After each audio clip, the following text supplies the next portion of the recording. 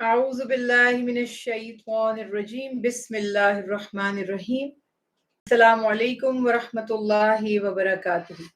الحمدللہ آج آغاز کریں گے دورہ قرآن پاک میں پارہ نمبر 16، 16واں سپارہ۔ سب سے پہلے 16ویں سپارے کا کچھ خلاصہ، اس کے مضامین کا تھوڑا سا خلاصہ، اس کی آؤٹ لائن دیکھتے ہیں انشاءاللہ، پھر اس کے اوپر گفتگو کریں گے۔ شروع اللہ کے نام سے جو بہت مہربان، مستقل، محبت فرمانے والا ہے۔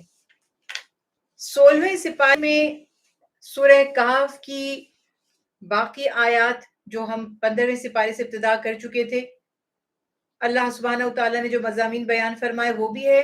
اس کے سوا سورہ کہف کے بعد اس میں سورہ مریم اور سورہ طٰہٰ بھی ہیں، تو ان مضامین کو بھی انشاءاللہ دیکھتے ہیں۔ 16ویں سپارے میں سورہ کہف کا وہ حصہ ہے جس میں اللہ تعالیٰ نے حضرت ذوالقرنین کا واقعہ بیان فرمایا، اور اس میں جو نصیحتیں ہیں وہ بھی بیان کی، اور کس طرح سے اللہ کے حکم سے انہوں نے وہ قوم جو انہیں ستاتی تھی، تنگ کرتی تھی، لوگوں نے حضرت ذوالقرنین سے گزارش کی کہ ایک قوم ہمیں بہت پریشان کرتی ہے، اگر آپ ان کے اور ہمارے درمیان کوئی حفاظتی دیوار قائم کر دیں، کوئی آڑ بنا دیں تاکہ ہم ان کے شر سے محفوظ رہ سکیں۔ تو وہ جو تعمیر تھی دیوار کی اس زمانے میں، اس کی بھی بڑی شان ہے کہ وہ اتنی مضبوط، اور کس طرح سے ٹیکنیکلی دیکھا جائے تو اس دور میں انہوں نے اپنی علم و حکمت اور طاقت سے وہ دیوار قائم کی، اور وہ ہمیشہ موجود رہی اس کے بعد۔ اور یاجوج ماجوج جو قوم تھی اس کے فتنوں سے محفوظ کرنے کا ایک وہ ذریعہ بن گئی۔ پھر دجال کا تذکرہ، اس میں تھوڑا سا دجال کے بارے میں بھی انشاءاللہ بات چیت کریں گے، اور مادیت پرستی جو ہم پچھلی صورت میں بھی پڑھ چکے تھے، پچھلے سپارے میں بھی، کہ اللہ سبحانہ وتعالیٰ نے یہاں پر واضح فرما دیا کہ کچھ لوگ ہیں جو دنیا دار ہیں اور دنیا چاہتے ہیں، اور کچھ اللہ کی رضا اور آخرت چاہتے ہیں۔ تو ان دونوں کا کمپیریزن اور یہ واقعات اس معاملے میں ہماری رہنمائی کرتے ہیں کہ کون کس عمل پہ تھا، اور اس کا انجام، اس کا نتیجہ کیا ہوا، اور آخرت میں کیا ہوگا۔ پھر سورہ مریم کا آغاز کیا گیا۔ اب نام سے ہی ظاہر ہو رہا ہے کہ حضرت بی بی مریم علیہ السلام، جو اللہ کے پیارے نبی حضرت عیسیٰ علیہ السلام کی والدہ ماجدہ ہیں، ان کا تذکرہ یہاں پر کیا گیا۔ ظاہر ہے کہ اس میں زیادہ تر حضرت عیسیٰ علیہ السلام کے واقعات بھی بیان کیے گئے، اور جس طرح سورتوں کی ابتدا میں عقائد کا تذکرہ کیا جاتا ہے، توحید، رسالت، آخرت، تین مین بنیادی عقائد جو اسلام کے ہیں، اور قرآنی تعلیمات اسی کے گرد گھومتی ہیں۔ خاص طور پہ جب آپ مکی دور کی صورتوں کو دیکھتے ہیں تو اس میں عقائد کی بات زیادہ کی جاتی ہے، اس کا تذکرہ بھی ہے۔ پھر حضرت بی بی مریم کی کفالت کی جو ذمہ داری، جو اعزاز، جو شرف حاصل ہوا تھا حضرت زکریا علیہ السلام کو، ان کا بھی واقعہ تذکرہ بیان فرمایا، اور ان کو کس طرح اللہ تعالیٰ نے اپنی رحمت سے، اپنی قدرت کاملہ، اپنی خاص قدرت سے اولاد کی، یعنی بیٹے کی جو خوشخبری سنائی اس عمر میں جب عام طور پر اولاد کی امید نہیں رہتی، اور اتنے عرصے سے وہ اللہ سے دعائیں بھی فرما رہے تھے اور اولاد ان کے پاس نہیں تھی، مگر اللہ نے کس طرح سے برکت عطا کی ان کو، اور ان کی دعاؤں کو قبول فرمایا، اور ان کو جس بیٹے کی بشارت دی اس کا نام بھی بتایا کہ اللہ آپ کو ایک لڑکے، ایک بیٹے کی بشارت دے رہے ہیں جس کا نام یحییٰ ہوگا۔ اس سے پہلے یہ نام کسی اور کے لیے رکھا نہیں گیا تھا، اور عام طور پہ ایسا ہوتا ہے کہ سملر نیمز ہوتے ہیں، بہت سارے نام شروع سے تاریخ سے اگر آپ دیکھتے آ رہے ہیں تو وہ بہت زیادہ کامن ہے اور بار بار دہرائے بھی جا رہے ہیں۔ اس کے بعد پھر حضرت عیسیٰ علیہ السلام کا جو قصہ تھا، واقعہ، حضرت عیسیٰ علیہ السلام کی معجزانہ اور ایک بہت ہی منفرد جو پیدائش تھی کہ وہ عام روٹین سے ہٹ کر، اور اللہ سبحانہ وتعالیٰ کی قدرت کاملہ اور خاص سے وہ اللہ تعالیٰ نے ان کو دنیا میں بھیجا، اور ان کے ساتھ جو معجزات کا ظاہر کیا گیا، ظہور ہوا، اس کا بھی تذکرہ کیا جا رہا ہے، اور ان کا چھوٹی سی عمر میں کلام کرنا، اپنے آپ کو اللہ کا بندہ اور رسول کہنا، اور اپنی والدہ کی پاک دامنی کا بیان، یہ بہت بڑا معجزہ تھا جو بالکل چھوٹی سی عمر میں آپ کو دیا گیا۔ مگر دیکھیے پھر وہی بات ہے، جب ہم انشاءاللہ ان واقعات کو ڈیٹیل سے بھی دیکھیں گے تو یہ واضح ہو جاتا ہے کہ دلیل ہدایت کا سبب نہیں بنتی۔ جس کو اللہ کی توفیق ہو، جو نیک خصلت ہو، جو نیک فطرت ہو، وہی نصیحت حاصل کرتا ہے دلیل سے، ورنہ لاکھ دلائل دے دیے جائیں، جس کو نہیں ماننا وہ لاکھوں دلائل دے کر بھی نہیں مانتا، اور جسے ماننا ہے وہ بغیر دلیل کے بھی ایمان لے آتا ہے۔ اس کے بعد جو حضرت عیسیٰ علیہ السلام کو اللہ سبحانہ وتعالیٰ نے اعزازات عطا فرمائے، ان کا تذکرہ کیا گیا جو ان کی شان تھی اعجازی۔ پھر اس صورت میں حضرت ابراہیم علیہ السلام کا واقعہ اور آزر، جن کو حضرت ابراہیم علیہ السلام کا والد یا چچا کہا جاتا ہے، اس کا بھی تذکرہ کیا گیا۔ اور حضرت ابراہیم علیہ السلام کا جو مزاج تھا، جس طرح سے وہ اللہ کی توحید کے قائل اور فرما بردار تھے، اور اس کے ساتھ ساتھ وہ انسان دوست بھی تھے، لوگوں سے محبت اور شفقت کا رویہ فرمانے والے، اپنی قوم کی خیر خواہی چاہنے والے۔ تو وہ معاملات جو تھے اس کا بھی تذکرہ کیا جا رہا ہے کہ حضرت ابراہیم علیہ السلام ہر بار کوشش کرتے رہے کہ آزر ایمان قبول کر لے اور اللہ تعالیٰ کا فرما بردار بن جائے، لیکن وہ ایمان نہیں لایا اور الٹا حضرت ابراہیم علیہ السلام کو دھمکیاں دینی شروع کر دی۔ پھر حضرت ابراہیم علیہ السلام نے عراق سے اور کی طرف، شام کی طرف ہجرت فرمائی۔ وہ سارے واقعات اس میں تھوڑا سا اس کا بیان کیا جائے گا انشاءاللہ۔ اور یہ بھی یہاں پر واضح بتا دیا جاتا ہے کہ اللہ اپنی نعمتیں، اپنے انعامات بہت سے انبیاء اور انبیاء کے سوا جب ہم بات کرتے ہیں اولیاء اعظام، اللہ کے نیک بندوں کو عطا فرماتے ہیں، لیکن وہ انعامات، وہ مقام، وہ اعزاز ان کی اولادیں کیری نہیں کر پاتی، وہ اس کا متحمل نہیں ہو پاتی، وہ اپنے آپ کو اس کے لائق، اس کے قابل نہیں ثابت کر پاتی۔ تو اللہ نے یہ بھی فرما دیا کہ ان کے بعد ان کے جو جان نشین تھے بہت ہی ناخلف تھے، نالائق تھے بالکل، وہ اس مقام اور مرتبے کی حفاظت نہیں کر سکے۔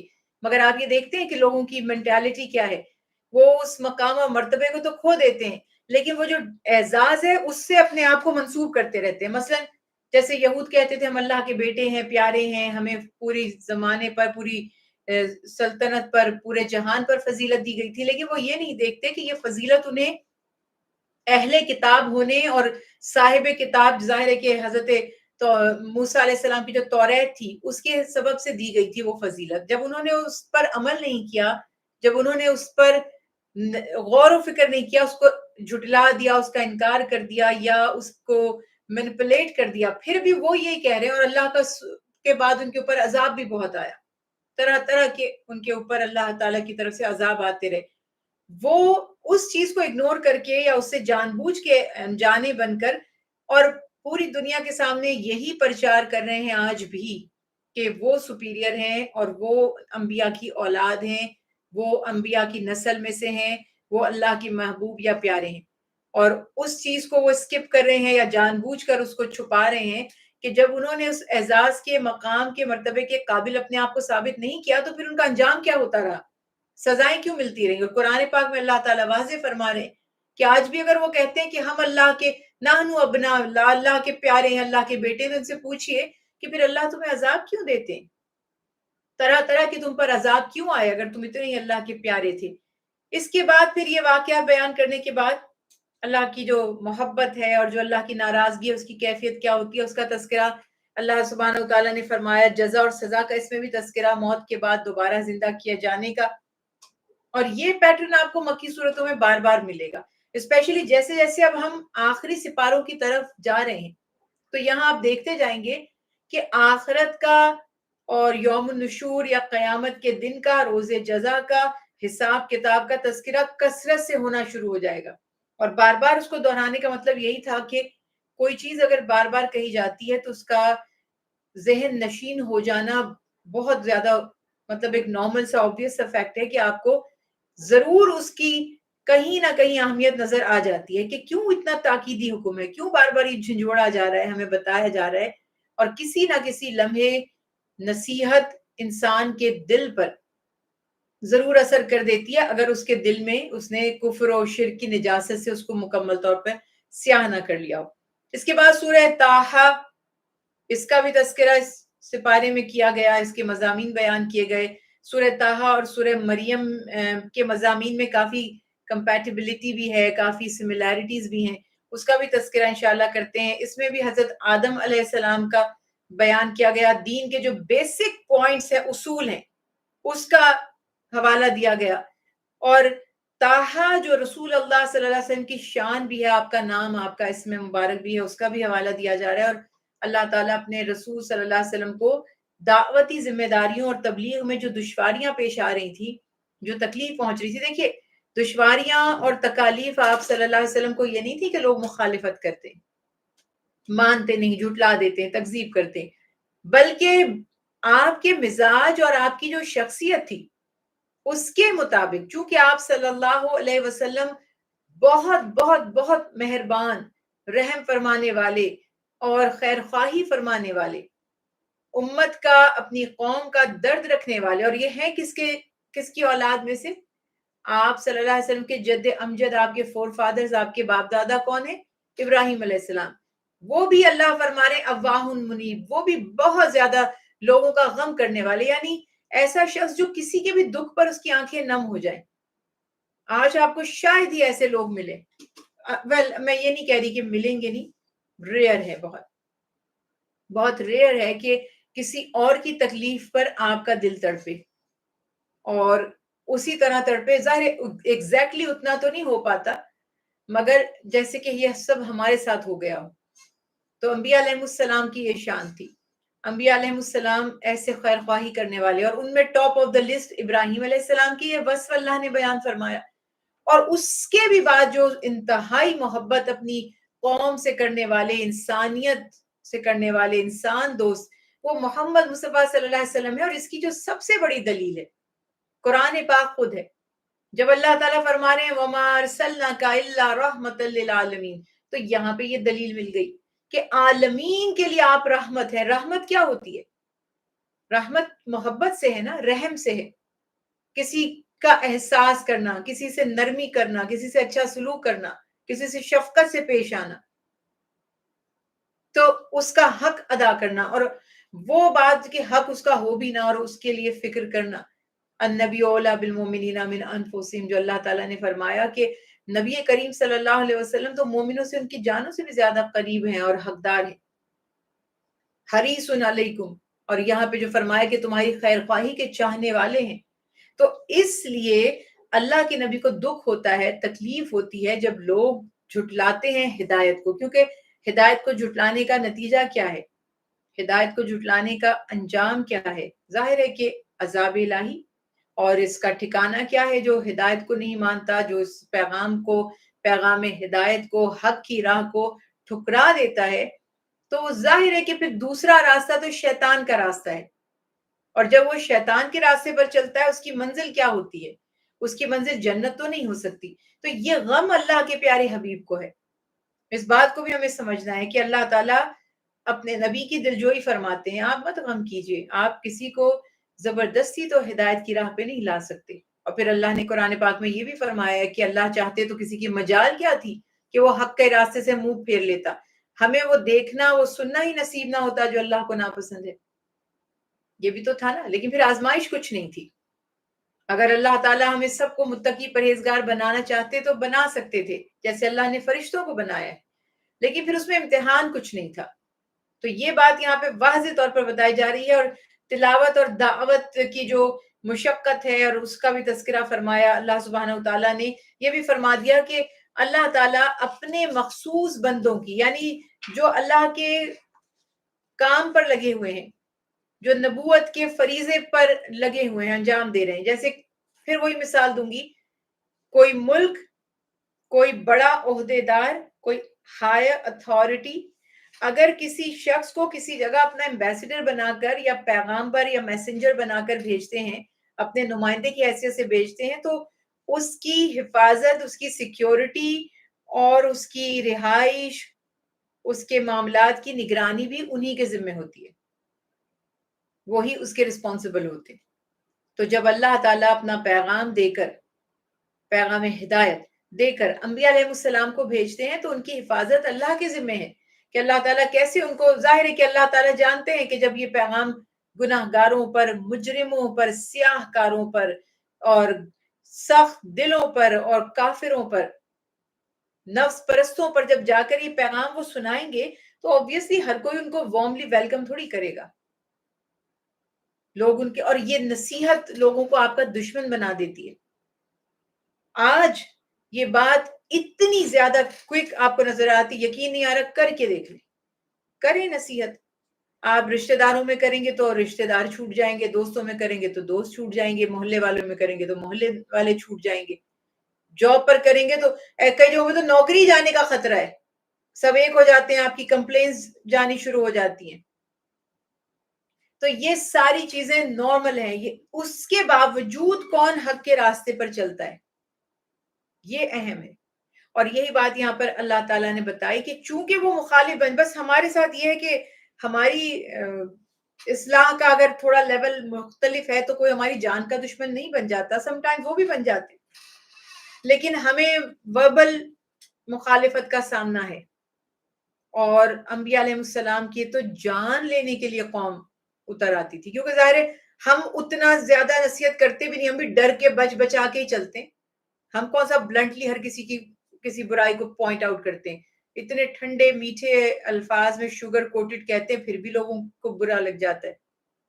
تو اس حساب سے اللہ تعالیٰ فرما رہے ہیں کہ میں جانتا ہوں کہ جب آپ نافرمانوں کو، جو اللہ سے نہیں ڈرتے، جو اللہ کو نہیں مانتے، وہ کیسے آپ کے ساتھ اچھا سلوک کریں گے. تو اللہ آپ کو پروٹیکٹ کرے گا ان کے شر سے، ان کی سازشوں سے، ان کے فریب، ان کی مکاریوں سے، ان کے حملوں سے. اللہ تعالیٰ آپ کی حفاظت فرمائیں گے، اور وہ ہوتا بھی تھا. قرآن پاک میں ہم مستقل یہ چیزیں پڑھ رہے ہیں. حضرت موسیٰ علیہ السلام کا بھی سورہ طٰہٰ میں بڑا دلچسپ واقعہ قصہ، جس طرح سے وحی کی ابتدا ہوئی اور وہ تمام واقعات اشارات وغیرہ بیان کیے گئے. اس کے بعد اللہ تعالیٰ نے حکمتیں کیا ہیں موسیٰ علیہ السلام کے واقعات میں یا قرآن پاک میں، جو ریپیٹڈلی ہم پڑھتے چلے آ رہے ہیں چیزیں. پھر میں نے عرض کیا، ہمیشہ جو میں عرض کرتی ہوں کہ جب آپ دیکھتے ہیں نا ایک چیز 2 دفعہ 3 دفعہ یا بار بار ہے، تو رک جایا کریں اور سوچا کریں کہ ایسا کیوں ہے، یہ بات بار بار کیوں. 6666 آیات، اور کچھ آیات کو دہرایا جا رہا ہے، کچھ واقعات کو ریپیٹ کیا جا رہا ہے، کیوں کیا جا رہا ہے. تو اس کی حکمتیں سمجھنی ہے. ایمفسائز کس چیز پر کتنا زیادہ ہے، اور کس چیز کو بس ایک دفعہ بیان کر دیا اور کلیئر ہو گئی بات. شرک کی نفی کتنی دفعہ ہے، توحید کا بیان کتنی کثرت سے ہے، سچائی کو اختیار کرنا، حق کے راستے کو اختیار کرنا کتنی دفعہ ہے، شیطان کے راستے سے بچنے کا حکم کتنی دفعہ ہے. مگر کچھ آداب ہوتے ہیں جو جسٹ ونس آپ کو بتا دیے جاتے ہیں اور ٹھیک ہے آگے بڑھ جاتا ہے انسان کی، بس مجھے سمجھ آ گئی یہ چیزیں. تو یہ سارے واقعات دہرانے اور بار بار دہرانے میں بھی بڑی اللہ کی حکمتیں، انشاءاللہ اس پہ بات کرتے ہیں. اور اس کے علاوہ اللہ تعالیٰ نے جو خاص انعامات حضرت موسیٰ علیہ السلام کو عطا کیے، اس کا بھی تذکرہ کیا جا رہا ہے. قرآن قصص کے نزول کی جو حکمت عملی ہے وہ بھی بتائی جا رہی ہے. انسان کی فطرت، اس کا مزاج بھی بتایا جا رہا ہے کہ جیسے پہلے ہم نے پڑھا اللہ تعالیٰ فرما رہے ہیں جلد باز ہے، پھر اللہ فرما رہے ہیں وہ ضعیف ہے، کمزور ہے، پھر اللہ تعالیٰ ارشاد فرما رہے ہیں کہ بھولنے والا ہے. یہ وہ چیزیں جو فطری ہیں، اور اللہ کی شان، اس کی رحمت اتنی زیادہ ہے کہ جب ہم بدنیت نہیں ہوتے، یعنی ہماری نیت میں فطور نہیں ہوتا، مگر ہم بے بس ہو جاتے ہیں، ہم بھول جاتے ہیں، ہم اپنی بدنیتی کی وجہ سے نہیں مگر کمزوری کی وجہ سے کوئی عمل کر نہیں پاتے، تو اللہ سبحانہ تعالیٰ وہاں ہمارے لیے اپنی رحمت کے مزید دروازے کھول دیتے، ہمارے لیے مزید آسانیاں پیدا فرما دیتے. کیوں کرتے ہیں اللہ تعالیٰ ایسا؟ قرآن پاک میں جب روزے کی فرضیت کا حکم آیا تو اللہ نے فرمایا نا کہ جو تم میں سے بیمار ہے یا وہ سفر میں ہے، باقی دنوں میں گنتی پوری کرے. اور اللہ اس کی حکمت بھی بتا رہے ہیں کہ میں نے یہ اس لیے کیا تاکہ تم تعداد پوری کر سکو، یعنی تم اپنا ٹاسک پورا کر لو، ٹاسک ایزی کر دیا تاکہ آپ پورا کر لیں، سکسسفل ہو جائیں، اور تاکہ تم اللہ کی بڑائی بولو، اللہ کی بڑائی کا اعتراف کرو، اور تم شکر گزاری کرو. 3 چیزیں کام کر لو، ایک مقصد تکمیل ہو جائے. دوسرا یہ کہ اللہ کی بڑائی، اس کی عظمت کو سمجھ لو. تیسرا یہ کہ شکر گزار بن جاؤ. یعنی ایک شخص نے دنیا میں آپ کو ایک ٹارگٹ دیا، ایک جاب دی، ایک کام دیا، آپ نہیں کر پا رہے، اسٹرگل کر رہے ہیں، آپ کو مشکل ہو رہا ہے، جبکہ اس کے رولز سیٹ ہیں کہ وہ کام کس طرح سے ہوگا، کوئی اس کو چینج نہیں کر سکتا، آپ اپنی مرضی سے اس میں کمی بیشی نہیں کر سکتے.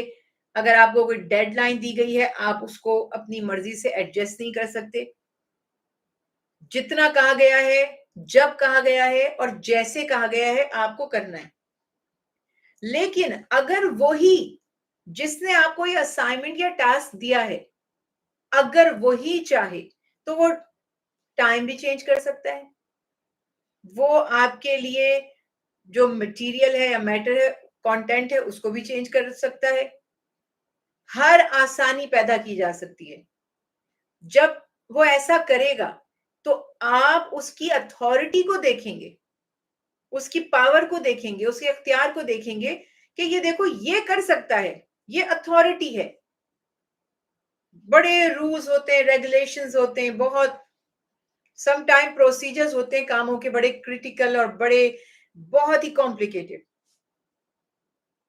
لیکن اگر ہائر اتھارٹی جس نے وہ آپ کو ٹاسک دیا ہے وہ چاہے تو بس رسمی ایک معاملہ ہو سکتا ہے, ایک فارمیلٹی, بس وہ یہ کر سکتا ہے. جب وہ ایسا کرے گا تو آپ کو پتہ چلے گا کہ وہ لاچار, بے بس یا کمزور نہیں ہے, اس کے پاس اختیار ہے. جب آپ اس کے اختیار کو سمجھیں گے, جب آپ کو اس کی اتھارٹی, اس کی پاور کا مظاہرہ نظر آ جائے گا تو پھر آپ اس کے احسان مند ہو جائیں گے, آپ اس کے آگے جھک جائیں گے, مان لیں گے کہ واقعی پاور, اتھارٹی, اختیار اس کے پاس ہے. تو اللہ تعالیٰ نے یہی فرمایا, تو میری بڑائی بات بولنا, بیان کرنا, یعنی کہ تسبیح کرنا, ماننا کہ میں ہی اللہ اکبر, میں ہی اللہ ہوں جو سب سے بڑا ہوں, یہ تم مان لینا. اور اس کے بعد اللہ تعالیٰ فرما رہے شکر کرنا کہ ایسا مہربان رب ہمیں ملا. دنیا میں اگر آپ کو کوئی باس ایسے بڑے ایسے ورڈز سلینگ لینگویج میں یوز کرتے نا, یہاں پہ لوگ میرے مائنڈ میں آ رہے تھے, تو وہ باس ایسا ہے ویسا ہے, جو بہت ہی اچھا, وہ باس غلط نہیں ہوتا اگر آپ ذرا غور سے دیکھیں, بلا وجہ بس پرابلمز کریٹ کر دیتا ہے, سختی کر دیتا ہے, اور وہ سختی ود ان دی لا کرتا ہے. وہ کوئی وہ کام, جیسے ہم یہ جاب میں ہم نے دیکھا کہ ایسے ایسے ہمارے پاس ڈائریکٹر ایجوکیشن آگے, جب ہم لیکچرر شپ میں تھے, کہ وہ پہلے 2 بجے تک کالج کی کلاسز ہوتی تھی, تو انہوں نے ٹیچرز ٹریننگ کا پروگرام شروع کر دیا اور کہا سیدھی ٹیچرز جہاں جہاں پہ وینیو ہے وہاں پہنچ جائیں. اندازہ لگائیں کہ خواتین کا صبح 6 بجے یا 6:30 سے نکلی ہوئی ہیں, گھروں میں بچے ہیں, ماں باپ ہیں یا شوہر ہیں, فیملیز ہیں, اور ایک ظاہر اپنی آپ کے ایک تھریش ہولڈ بھی ہے, آپ کی انرجی لیول بھی ہے. وہاں پر آپ یہ بتا رہے ہیں کہ اب ٹریننگ کے لیے آ جائیں. تو جب ٹریننگ کے لیے جانا ہے تو وہ 4 آورز کی سم ٹائمز ٹریننگ ہو جایا کرتی تھی, تو آپ پورے دن کے بعد گھر میں پہنچیں گے. تو کچھ ٹیچرز جن کے وہ نرسنگ مومز تھیں, انہوں نے جب کہا بچے چھوٹے ہیں, تو وہ تو کہتے ہیں کہ آپ پھر جاب مت کریں یا بچے پیدا نہیں کریں. اتنا روڈ لگا, عجیب سا فیل ہوا. تو وہ ایک ایسا فیز آ گیا کہ سب لوگ پریشان ہو گئے, جبکہ دوسری طرف دیکھا جائے تو وہ بڑا اچھا کر رہے تھے, آپ کی اسکلز ڈیولپ کر رہے تھے, آپ کو رف اینڈ ٹف بنا رہے تھے, آپ کی ٹریننگز کروا رہے تھے. وہ سب ٹریننگز بیکار نہیں تھی, بڑی اچھی تھی, اس میں کوئی شک نہیں ہے.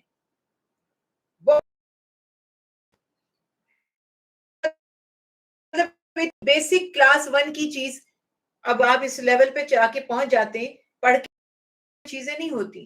تو اس کا مطلب یہ تو نہیں ہے کہ وہ نااہل ہیں یا نالائق ٹیچرز ہیں. کسی کے لیے کچھ پرابلم, کسی کے لیے کچھ عجیب و غریب چیز. اب وہ امیج اتنا برا فرعون آ گیا ہے ہمارے سروں پر, جبکہ پھر میں وہ عرض کر رہی ہوں کہ اگر دیکھا جائے تو وہ کوئی اپنے ذاتی کام تو کروا نہیں رہے تھے, نہ وہ کسی اور جاب سے ہٹ کر تھا, سب کچھ اسی کیٹیگری میں.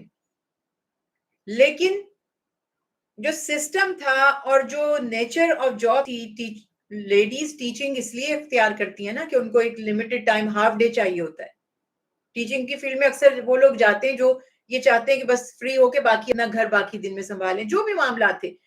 اب آپ یہ سوچتے ہیں کہ وہ کتنا ظالم ہے اور کتنا بے رحم ہے, جب آپ ان کو اپنے کوئی انڈیویجول مسائل بتا رہے. سب تو نہیں فیور لینا چاہتے تھے, لیکن جن کی پرابلمز تھیں جب وہ بتاتے تھے تو وہ بہت ہی اسٹرکٹلی بیہیو کرتے تھے اور نہیں کوئی ایکسکیوز دیتے تھے وہ. اب ایسے میں آپ یہ سوچتے ہیں کہ اس کی جگہ کوئی اور رحم دل باس ہوتا. میں یہ آپ کو قصہ اس لیے سنا رہی ہوں کہ جب آپ کا باس رحم دل ہو اور آپ کی سچویشن ٹھیک ہے، وہ با اصول بھی ہو، وہ آنےسٹ بھی ہو، آپ سے کام بھی لے اور آپ کو موٹیویٹ بھی کرے، لیکن آپ کے پرابلمس کو بھی سالو کرے اور آپ کے لیے فلیکسیبلٹی بھی پیدا کرے. اب آپ امیجن کریں اگر کوئی ایسا آپ کا کہیں بھی آپ ملازمت کرتے ہیں، اگر وہ آپ بھی آنےسٹ رہیں، کیونکہ دین آنےسٹ لوگوں کے لیے. میں تو ہمیشہ کہتی ہوں کہ یہ پیکیجز، یہ فیسلٹیز، یہ ڈسکاؤنٹس، یہ آفرز، یہ جو ہم کہتے ہیں نا نماز چھوٹی کر لو تو فلاں جگہ یہ فیسلٹی ہے، فلاں جگہ کچھ لوگ گھبرا جاتے ہیں، پریشان ہو جاتے ہیں کہ یہ پتہ نہیں کون سا دین بیان کیا جا رہا ہے، کیا واقعی دین اتنا آسان ہے؟ یہ ان لوگوں کے لیے ہیں جو آنےسٹ ہیں، جو کام کرنا چاہتے ہیں. بالکل ایسے ہی جیسے میرے پاس اگر کوئی ملازمین کام کرتے میرے انڈر تو مجھے پتا چل جاتا ہے نا کہ یہ بدنیت نہیں ہے، یہ چیٹ نہیں کرتا، یہ آنےسٹ ہے. تو جب وہ مجھے ذرا سا بھی مجھے اس کا کوئی پرابلم نظر آئے گا، میں خود اس کو ریلیف دوں گی کہ یہ تو ریگولر ہے، یہ تو پنکچوئل ہے، یہ تو آنےسٹ ہے. تو اب اس کو کوئی پرابلم ہے، ٹھیک ہے تمہیں مسئلہ ہے 2 دن آرام کرو، تمہارا ایک کام ہے، جاؤ چھٹی لو، جا کے کام کر کے آؤ. اب یہ ہماری بھی اچھائی کہ ہم احساس کر رہے ہیں اور دوسرا اس کی بھی اچھائی جس کی وجہ سے ہم اس کو یہ فائدہ پہنچا رہے ہیں. تو اللہ سبحانہ وتعالیٰ کیا فرما رہے ہیں کہ تم سمجھو کہ میں تمہارا خالق مالک کتنا رحم کرنے والا ہوں. میرا اختیار تو دیکھو، ماہ رمضان کے روزے فرض کیے، جو روزہ رکھ نہیں سکتا فدیہ دیتا ہے، اتنا ہی اجر اس کو اللہ دینے پہ قادر ہے جتنا روزہ دار کو. کتنی بڑی بات ہے. روزہ افطار کروا دیا، اتنا ہی اجر جتنا روزہ رکھنے والے کا. یہ اتھارٹی کس کی ہے؟ کوئی اور ایسے کر سکتا ہے معاملات کو؟ اللہ فرما رہے میری پاکی بڑائی میری بیان کرو اور شکر کرو کہ ہمیں اتنا اچھا، جیسے میں نے عرض کی، کوئی سافٹ آپ کا سینسیبل کوئی احساس کرنے والا باس آ جائے تو آپ خوش ہو جائیں گے کہ شکر اللہ کا کہ ہمیں عزت سے. ابھی ہم ڈسکشن کرتے ہیں ظاہر اپنی کلیگز کے ساتھ، تو وہ کمپیئر کرتے ہیں کہ کون سے انسٹیٹیوٹ میں، کون سے کالجز میں، یونیورسٹیز میں کس طرح کا انوائرمنٹ ہے، وہاں پہ ٹیچرز کی کیا رسپیکٹ ہے، ان کی فیسلٹیز کیا ہیں، معاملات ہیں. تو رش کرتے ہو، اچھا ماشاءاللہ آپ کی تو بہت اچھے باس ہے، آپ کی ایڈمنسٹریشن تو بہت اچھی ہے. تو یہ کانسیپٹ ذہن میں رکھیں کہ اللہ سے بہتر کوئی رحم فرمانے والا، کوئی ہم سے محبت فرمانے والا اور ہماری خیر چاہنے والا، خود اللہ تعالیٰ فرما رہے یرید اللہ بکم یسرا ولا یرید بکم اسرا. کتنی پیاری بات ہے. اللہ تعالیٰ تمہارے لیے آسانی چاہتے ہیں، تنگی نہیں چاہتے. ایسا کوئی دنیا میں مالک ہوتا ہے کسی کا کہ وہ کہے جی مجھے آپ کو آسانی دینی ہے اس لیے میں نے انسٹیٹیوٹ بنایا؟ یہ بتائیے.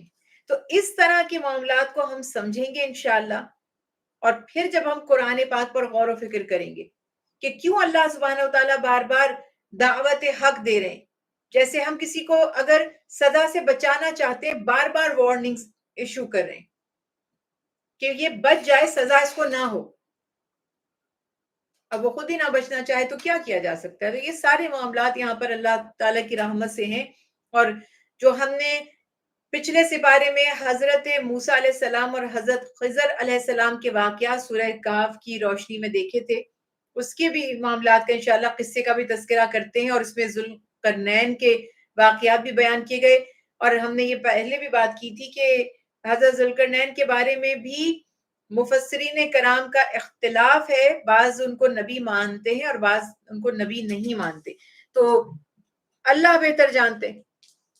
اور جیسے ہمیشہ میں نے عرض کیا ہے کہ بہت سے معاملات ایسے ہیں کہ جن سے ہمارے ایمان اور عقیدے پر یا عمل پر کوئی فرق نہیں پڑتا، تو اس کے لیے اتنی کریوسٹی یا اتنی بے چینی یا اتنی فکر کی ضرورت بھی نہیں. ہمیں کوئی فرق نہیں پڑتا. ہم کہتے ہیں اگر نبی تھے تو بھی اللہ تعالیٰ کی رحمت، قدرت، اور اگر اللہ کے نیک بندے تو بھی اللہ کی شان. جو پیغام تھا، جو میسج تھا، وہ ہمارے سامنے کلیئر ہو گیا. وہ سب واقعات بھی یہاں پر اللہ سبحانہ و تعالیٰ نے بیان فرما دیے. اور ہم یہ دیکھ رہے تھے کہ حضرت موسیٰ علیہ السلام اور حضرت خضر علیہ السلام ایک ساتھ سفر کر رہے تھے. اور آپ یہ جانتے ہیں سفر بہت ایک عجیب چیز ہے. تعلیمات مصطفیٰ صلی اللہ علیہ وسلم سے یہ معلوم ہوتا ہے کہ آپ نے فرمایا کہ لوگوں کو اگر آپ نے جاننا ہے تو آپ ان کے ساتھ سفر کر کے دیکھیں. سفر میں بہت سی چیزیں پتہ چلتی. کئی لوگ ایسا ہوتا ہے اچھے خاصے بیہیویئر ان کا اچھا ہوتا ہے, اپنے کزنز میں آپ دیکھتے ہیں, آپ اپنے کلیگز میں دیکھتے ہیں, نارمل لائف گزر رہی ہوتی ہے, بڑا اچھا رویہ ہوتا ہے, صحیح سلام دعا ہوتی ہے, سب معاملات چل رہے ہوتے ہیں. جب آپ ان کے ساتھ سفر پر جاتے ہیں تو عجیب سا ان کا رویہ ہو جاتا ہے. وہ آپ تھوڑا سا سم ٹائمز آپ کو چونکا بھی دیتا ہے کہ یہ اتنا عجیب سا کیوں ریئیکٹ کر رہا ہے. سیلفش ہو جاتے ہیں سم ٹائمز لوگ, عجیب سی چیزیں ہوتی ہیں. تب ہمیں یہ حدیث مبارکہ یاد آتی ہے کہ واقعی سفر میں زیادہ انسان کا پتہ چلتا ہے کہ کون کتنا کیئرنگ, کتنا لونگ, کتنا مخلص اور کتنا ایثار کرنے والا ہے. تو یہ سفر انسان کو سکھاتا بھی بہت کچھ ہے. بہت سی اس میں حکمتیں ہوتی ہیں, بہت سی نصیحتیں ہوتی ہیں.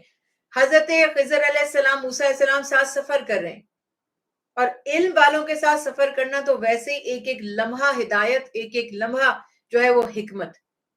تو حضرت موسیٰ علیہ السلام سفر کر رہے ہیں, خضر علیہ السلام کے ساتھ راستے میں واقعات ہوتے جا رہے ہیں. ہر واقعہ ایک نصیحت ہے, ہر واقعے میں ایک حکمت ہے. حضرت خضر علیہ السلام نے ایک لڑکے سے ان کی ملاقات ہوئی. خضر علیہ السلام نے اس لڑکے کو قتل کر دیا. موسیٰ علیہ السلام نے فرمایا آپ نے ایک بے قصور شخص کو قتل کر دیا, آپ نے اچھا کام نہیں کیا. اب موسیٰ علیہ السلام کی بات تو اچھی ہے کہ کسی کو بے قصور کو قتل کرنا, لیکن سوال یہ پیدا ہوتا ہے کہ موسیٰ علیہ السلام نے انتظار کیوں نہ فرمایا کہ وہ ان کے پاس اس کی کوئی وضاحت تو ہوگی نا, وہ جسٹیفائی تو کریں گے, کیونکہ وہی پھر بات کہ اللہ نے ان کے پاس آپ کو بھیجا, آپ کے ان کا علم آپ کے علم سے زیادہ ہے, تو وہ کچھ تو جانتے ہوں گے, تو کیوں انہوں نے قتل کیا. اچھا بعض لوگ یہ ترجمے میں اور تفسیر میں لکھتے ہیں کہ کوئی بچہ تھا, بچہ نہیں تھا, وہ نوجوان تھا, بالغ لڑکا, غلام, نوجوان. یہ غلام سلیو والا غلام نہیں تھا, یعنی لڑکے کو کہتے ہیں. تو یہ بالغ تھا بالکل. تو یہ بھی تھوڑی سی ہماری غلطی ہو جاتی ہے کہ ہم سوچتے ہیں کوئی بچہ تھا جس کو انہوں نے قتل کر دیا. بالغ تھا, بہت سے جرائم کا ارتکاب کر چکا تھا, بہت سی ایسی حرکتیں, بہت سے ایسے کام اسے سرزد ہو چکے تھے کہ جس کی وجہ سے اس کو قتل کیا جانا تھا, یعنی کہ وہ قصاص میں قتل ہونا ہی تھا.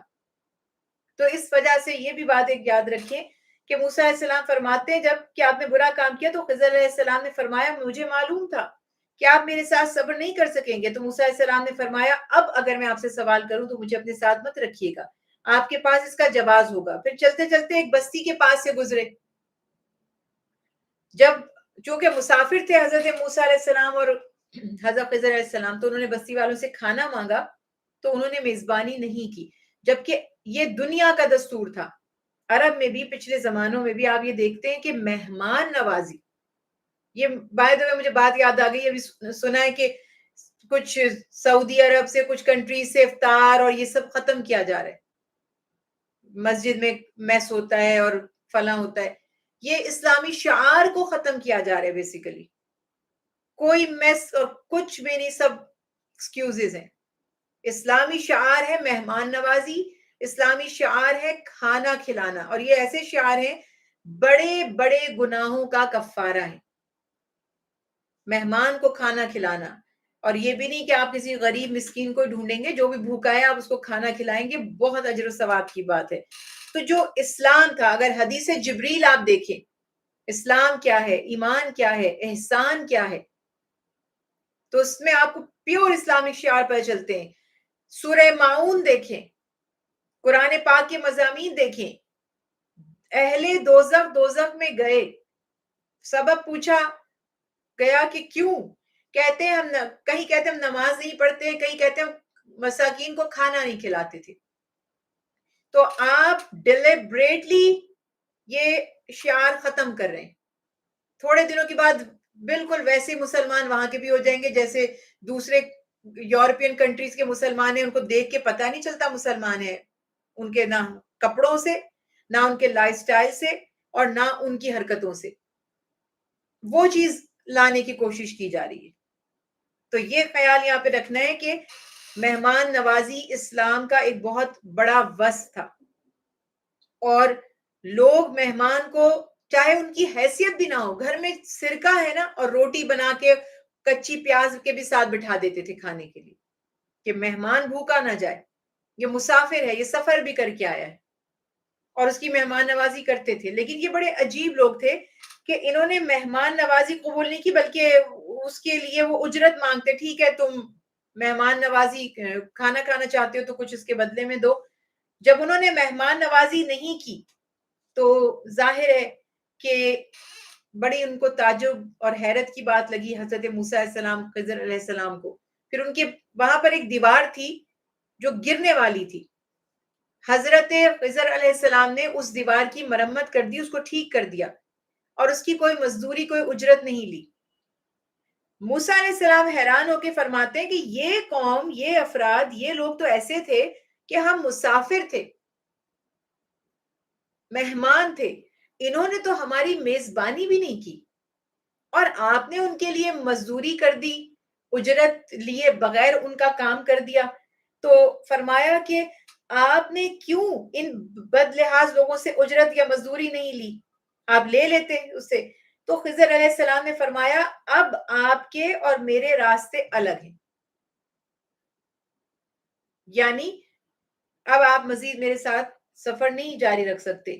اب میں آپ کو بتاتا ہوں کہ جو تینوں کام میں نے کیے تھے اس کی حکمتیں کیا تھی. پہلا کام تو ہوتا ہے نا جو ہم 15ویں سپارے میں پڑھ چکے ہیں، کشتی ملاحوں کی تھی، اس میں حضرت خضر علیہ السلام نے سوراخ کر دیا تھا، اس کو عیب دار کر دیا تھا، اس میں سے ایک جیسے ایک پارٹ نکال دیا تھا جس کی وجہ سے وہ بیکار ہو گئی. ایک اس سینس میں کہ ٹوٹی ہوئی کشتی پہ تو نہیں کوئی بیٹھ سکتا، اس میں تو پانی بھر جائے گا کشتی میں، کشتی تو ڈوب جائے گی. حضرت خضر علیہ السلام بیان فرمانا شروع کرتے ہیں کہ میں آپ کو حکمت بتا دیتا ہوں. فرمایا کشتی سمندر میں کام کرنے والے مسکین، یعنی کہ جو رچ نہیں تھے، جو بہت اسٹرانگ طاقتور نہیں تھے، ضرورت مند تھے، مزدور تھے، محنتی تھے، وہ ان کی کشتی تھی. اور میں نے اس لیے اس کو عیبدار کر دیا کہ آگے ایک ظالم بادشاہ تھا، وہ جب دیکھتا ہے کشتی اچھی ہے ان سے چھین لیتا. میں نے اس کو عیبدار کر دیا تاکہ وہ دیکھے اور کہے یہ تو بیکار ہے، ٹوٹی کشتی میرے کسی کام کی نہیں. تو ریپیئر تو ایزیلی ہو جائے گی، ایک پھٹا اس میں سے نکلا ہے یا ایک پارٹ اس میں سے نکلا ہے، ایک تھوڑا سا حصہ ہے، اس کو وہ واپس دوبارہ جوڑ لیں گے. تو فرمایا کہ وہ صحیح اور سالم چیز کو تو زبردستی لے لیتا تھا. میں نے کشتی کو عیبدار کر دیا تاکہ اس کے ہاتھوں جانے سے وہ بچ جائے. اور پھر فرمایا لڑکے کے ماں باپ تو مومن تھے، اللہ کے فرما بردار تھے، مگر وہ جو لڑکا تھا وہ بد کردار بھی تھا، ظالم بھی تھا، اور امید تھی کہ اگر اسی ڈگر پہ وہ آگے بڑھتا چلا جاتا، اس کو روکا نہ جاتا، تو وہ اپنے ماں باپ کے لیے بھی فتنہ یعنی آزمائش بن جاتا، ان کو کفر میں مبتلا کر دیتا. اولاد کی محبت کیا ہے؟ کتنے آپ نے ماں باپ دیکھے ہیں جن کے اولاد کرمنل بن جائے اور وہ جا کر پولیس کے حوالے کر کے آئے اپنے بچوں کو. اکثر ماں باپ چاہے بچہ ان کی اولاد کتنی ظالم، بے رحم، کرمنل ایکٹیویٹیز میں پڑی ہوئی، وہ چاہیں گے ہم اپنے بچوں کو پروٹیکٹ کر لیں، ہم بچا لیں. اپنے بچے کو بچانے کے لیے نہیں دیکھا کہ کتنے اولادیں، کتنے ماں باپ کو بے گود کر دیا انہوں نے، ان کی گودیں اجاڑ دی. بس ہماری گود بھری رہے، ہمارے دل میں ٹھنڈک پڑی رہے، ہمارے بچے کو کچھ نہ ہو، اور وہ بچہ زندہ رہے اور وہ ہزاروں ماؤں کی گودیں اجاڑ دے، اس کی کوئی فکر نہیں ہے. تو یہ اولاد کی محبت اتنا بے بس کر دیتی ہے انسان کو، اتنا خود غرض، اتنا سفاک بنا دیتی ہے کہ وہ کہتے ہیں کہ چاہیے کتنے لوگوں کو جان سے مار دے، کتنے لوگوں کے ساتھ زیادتیاں کر لے، کچھ بھی ایٹسٹرا کچھ بھی کر لے، بس ہم نے اس کو بچا لے، کسی طرح یہ بچ جائے. اب جب وہ ماں باپ ایسے ہو گئے تو وہ بھی تو کرمنل ہی ہو گئے نا، وہ تو اس سے بھی بڑے ظالم ہو گئے. کیسے پاکستان میں ایسے واقعات ہو چکے، وہ جس نے لڑکی کا سر کاٹ دیا تھا تو ماں باپ کو اس کو بچانے کی پڑی تھی کہ ڈیٹا کہیں سے ڈیلیٹ ہو جائے اور وہ سائبر والوں کو کال کیے جا رہے ہیں اور سب کے لاش کو غائب کرو، مدعا غائب کرو. ان کو کوئی شرم حیا تھوڑی تھی کہ اس نے کتنے بڑی یہ حرکت کی ہے. لاسٹ مومنٹ تک وہ اس بچے کو، اپنے بیٹے کو بچانے کی کوشش میں تھے. تو یہ دنیا میں ہم اپنی آنکھوں کے سامنے معاملات دیکھ رہے ہیں. تو وہ اس ماں باپ اس سے بڑے فاسق تھے، کرمنل سے بڑے.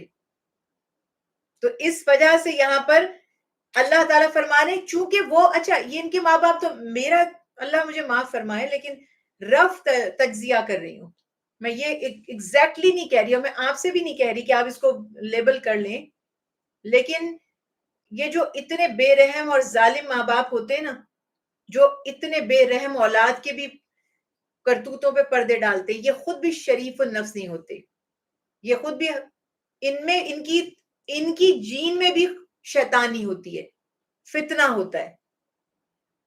کیونکہ دیکھیں یہ تو ہو سکتا ہے کہ نیک لوگوں کی یہاں بری اولاد پیدا ہو جائے، یہ تو ہو سکتا ہے، میں یہ نہیں کہہ رہی اگر یہ نیک ہوتے تو ان کی بری اولاد کی ہوتی، یہ تو بالکل میں نہیں کہہ رہی، کیونکہ انبیاء کی اولادیں شیطان بن گئی ہیں. ہوا ہے کہ نہیں؟ ولیوں کے گھر میں ایسے شیطان پیدا ہوئے اور شیطانوں کے ہاں سے ولیوں نے جنم لیا، یہ ریالٹی ہے. لیکن ان کے جرم پر راضی رہنا، ان کو سراہنا، انہیں بچانا، یہ جو چیز ہے یہ کوئی شیطان ہی کر سکتا ہے. تو جیسی اولاد تھی ویسی ماں باپ تھے، یہ کانسیپٹ بتانا چاہ رہی ہوں. تو چونکہ وہ شیطان نہیں تھے، اللہ فرما رہے ہیں وہ مومن تھے، لیکن اولاد کی محبت میں وہ کمزور پڑ سکتے تھے. تو وقت آ گیا تھا کہ اب اس اولاد کو سزا دے دی جائے. اگر اس کو مزید اس کی رسی کو دراز کیا جاتا، اس کی سزا ڈیلے ہوتی، تو بہت ممکن تھا کہ یہ ماں باپ کفر و شرک میں مبتلا ہو جاتے، فسق میں مبتلا ہو جاتے.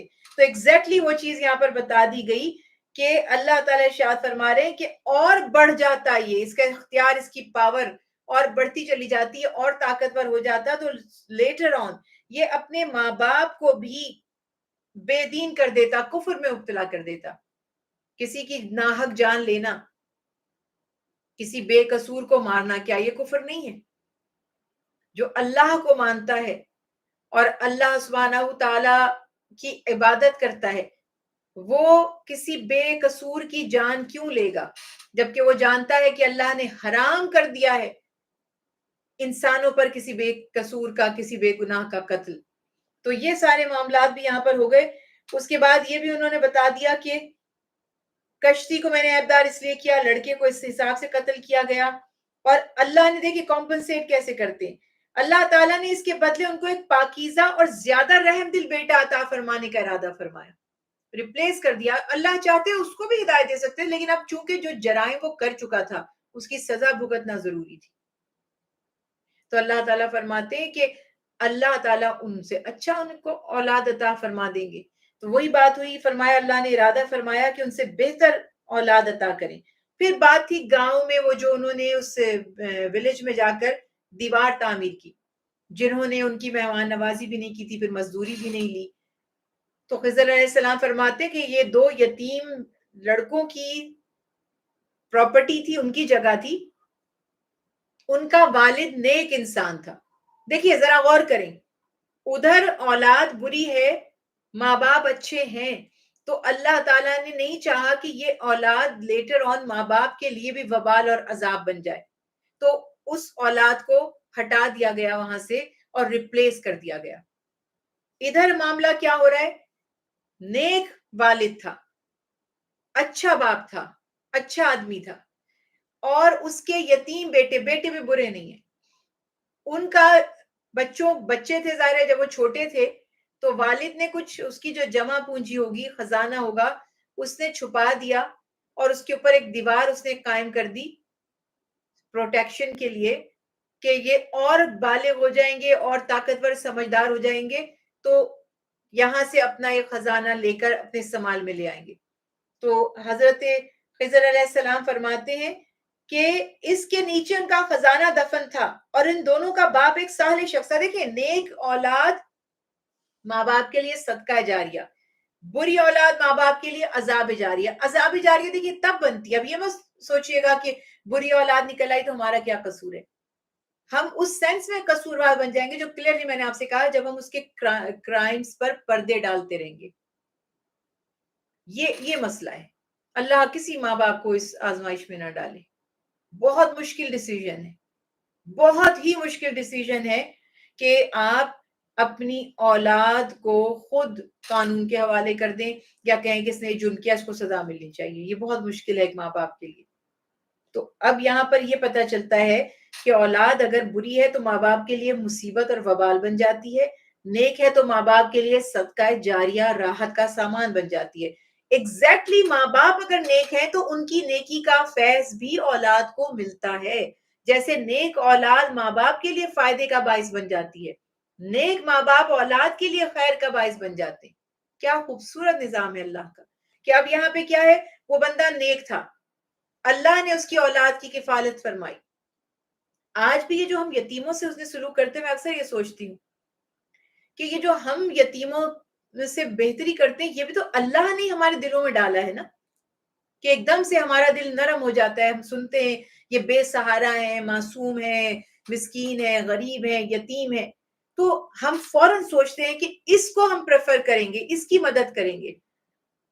یہ جو ہم ترجیح دیتے ہیں ان کو، یہ اللہ تعالیٰ نے وہ جو ان کے باپ کو دنیا سے لے گئے نا، وفات ہو گئی باپ کی، یہ صلہ ہے اس کا کہ اللہ فرماتے تمہاری اولاد کو میں بے یار و مددگار نہیں چھوڑوں گا، اپنے بندوں سے ان کے کام کرواؤں گا.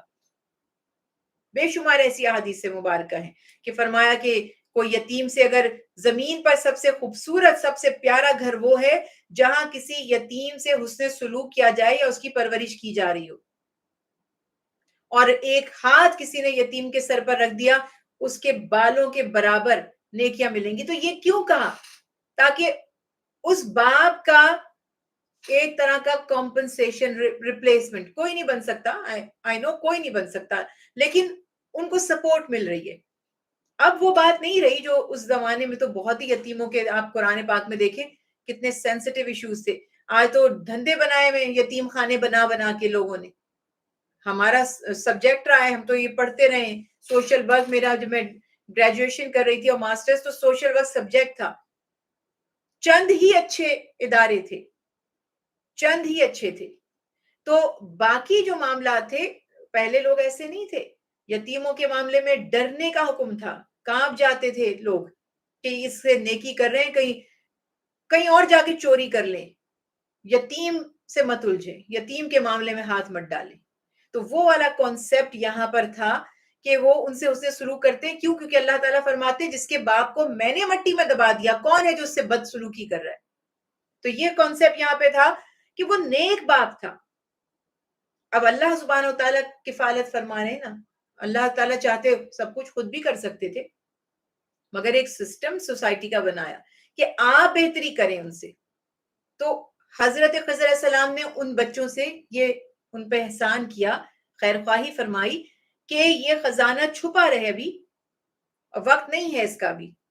جب قرآن پاک میں بھی ہے نا یتیموں کا ان کو مال ان کے حوالے مت کرو جب تک ان میں سمجھ بوجھ پیدا نہ ہو جائے. کتنی پیاری دیکھیں ایک ایک آیت کتنی ریلیونٹ ہے. تو انہوں نے یہ فرمایا کہ میں نے یہ اس لیے کیا کہ اللہ نے چاہا کہ جب وہ بچے یعنی یتیم بچے جوان ہو جائیں تو اپنے رب کی رحمت سے اپنا خزانہ نکال لیں. یہ اللہ کی رحمت ہے وہ خزانہ ان کے لیے، اور اللہ تعالیٰ نے اس کا انتظام فرمایا. اور فرمایا یہ تینوں کام جو ہوئے، کشتی کا توڑنا، اس نوجوان کا لڑکے کا قتل کرنا، یہ دیوار کی تعمیر کرنا، یہ میں نے اپنی مرضی سے نہیں کیے. یہ دیکھیے یہ بھی کتنی انٹرسٹنگ بات ہے کہ فرما رہے ہیں کہ میں نے یہ کام اپنی مرضی سے نہیں کیے بلکہ یہ اللہ کا حکم تھا. اب یہ اندازہ لگائیے. وقت ہمارے پاس اتنا نہیں ہے بڑے، اس میں مجھے تو اس وقت ذہن میں اتنے اچھے اچھے واقعات بھی آ رہے ہیں کہ جو میں کہتی ہوں نا عوام، یہ جو آپ کا کراؤڈ ہوتا ہے، یہ جو آپ کی آڈینس ہوتے ہیں، یہ آپ کے جو فینز ہوتے ہیں، جو فالوورز ہوتے ہیں، اور اگر کوئی پیر صاحب ہیں تو ان کے جو مرید ہوتے ہیں، اگر کوئی عالم ہے تو جو ان کے شاگرد ہوتے ہیں. تو یہ بڑا سینسٹیو ریلیشن شپ ہے. کسی ایک وجہ سے اتنے قریب آ جاتے ہیں, عاشق ہو جاتے ہیں, اور کسی ایک ہی بات پر بدظن بھی ہو جاتے ہیں.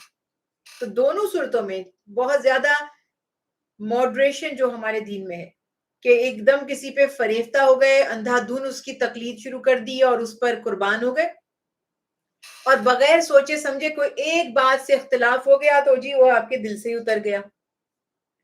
تو جب اللہ والوں کے ساتھ جڑ جائیں تو پھر سوچیں, تھوڑا سا اسپیس بھی دیں ان کو, غور بھی کریں کہ بھائی اب اللہ تعالیٰ نے انہیں علم عطا کیا ہے تو یقیناً اللہ سبحانہ وتعالیٰ کی کوئی حکمت ہی ہوگی, اور وہ اگر کوئی کام کر رہے ہیں تو جب اللہ تعالیٰ نے فرمایا ہے کہ وہ علم والے ہیں تو پھر وہ کیوں اللہ کے حکم کی نافرمانی کرنے والے ہوں گے. یہ باتیں یہاں پر واضح ہو گئی کہ آپ فرماتے ہیں کہ آپ جلد بازی کرتے رہے, آپ سے صبر نہیں ہوا, لیکن میں نے یہ جتنے بھی معاملات کیے یہ سب میں نے صرف اور صرف اللہ کے حکم سے کیا, یعنی اس میں میرا ذاتی کوئی اختیار نہیں تھا, نہ کوئی میری ذاتی سوچ تھی, اور یہ سب کچھ اللہ تعالیٰ کے حکم کی وجہ سے کیا گیا تھا, مگر آپ ان معاملات پر صبر نہیں کر سکے. تو بس پھر وہ بات وہاں پہ ختم ہو گئی. پھر اس کے بعد وہ واقعہ بتا دی کہ یہ مطلب تھا. پھر فرمایا وَيَسْأَلُونَكَ عَنْ ذِي الْقَرْنَيْنِ, ذی القرنین کے بارے میں آپ صلی اللہ علیہ وسلم سے سوال کرتے تھے, مشہور کردار تھا, بڑی فیمس شخصیت تھی. تو اللہ تعالیٰ فرماتے ہیں آپ فرما دیجئے میں ان کا حال آپ کو سناتا ہوں. بے شک ہم نے ان کو زمین میں حکومت عطا فرمائی تھی, یعنی اللہ تعالیٰ نے ان کو اپنی نعمت عطا فرمائی. اس کا تذکرہ کیا جاتا ہے کہ اللہ سبحانہ وتعالیٰ کا جو مقام تھا آیت مبارکہ 83 سے 110 تک, اب یہ ذی القرنین جو ہیں ان کے, جیسے میں نے آپ سے عرض کی کہ اب نبی تھے یا نہیں تھے, واللہ عالم بالصواب, اللہ بہتر جانتے. زبردستی کسی ایک رائے کو ثابت کرنے کی اتنی ہمیں کوئی ضرورت نہیں ہے.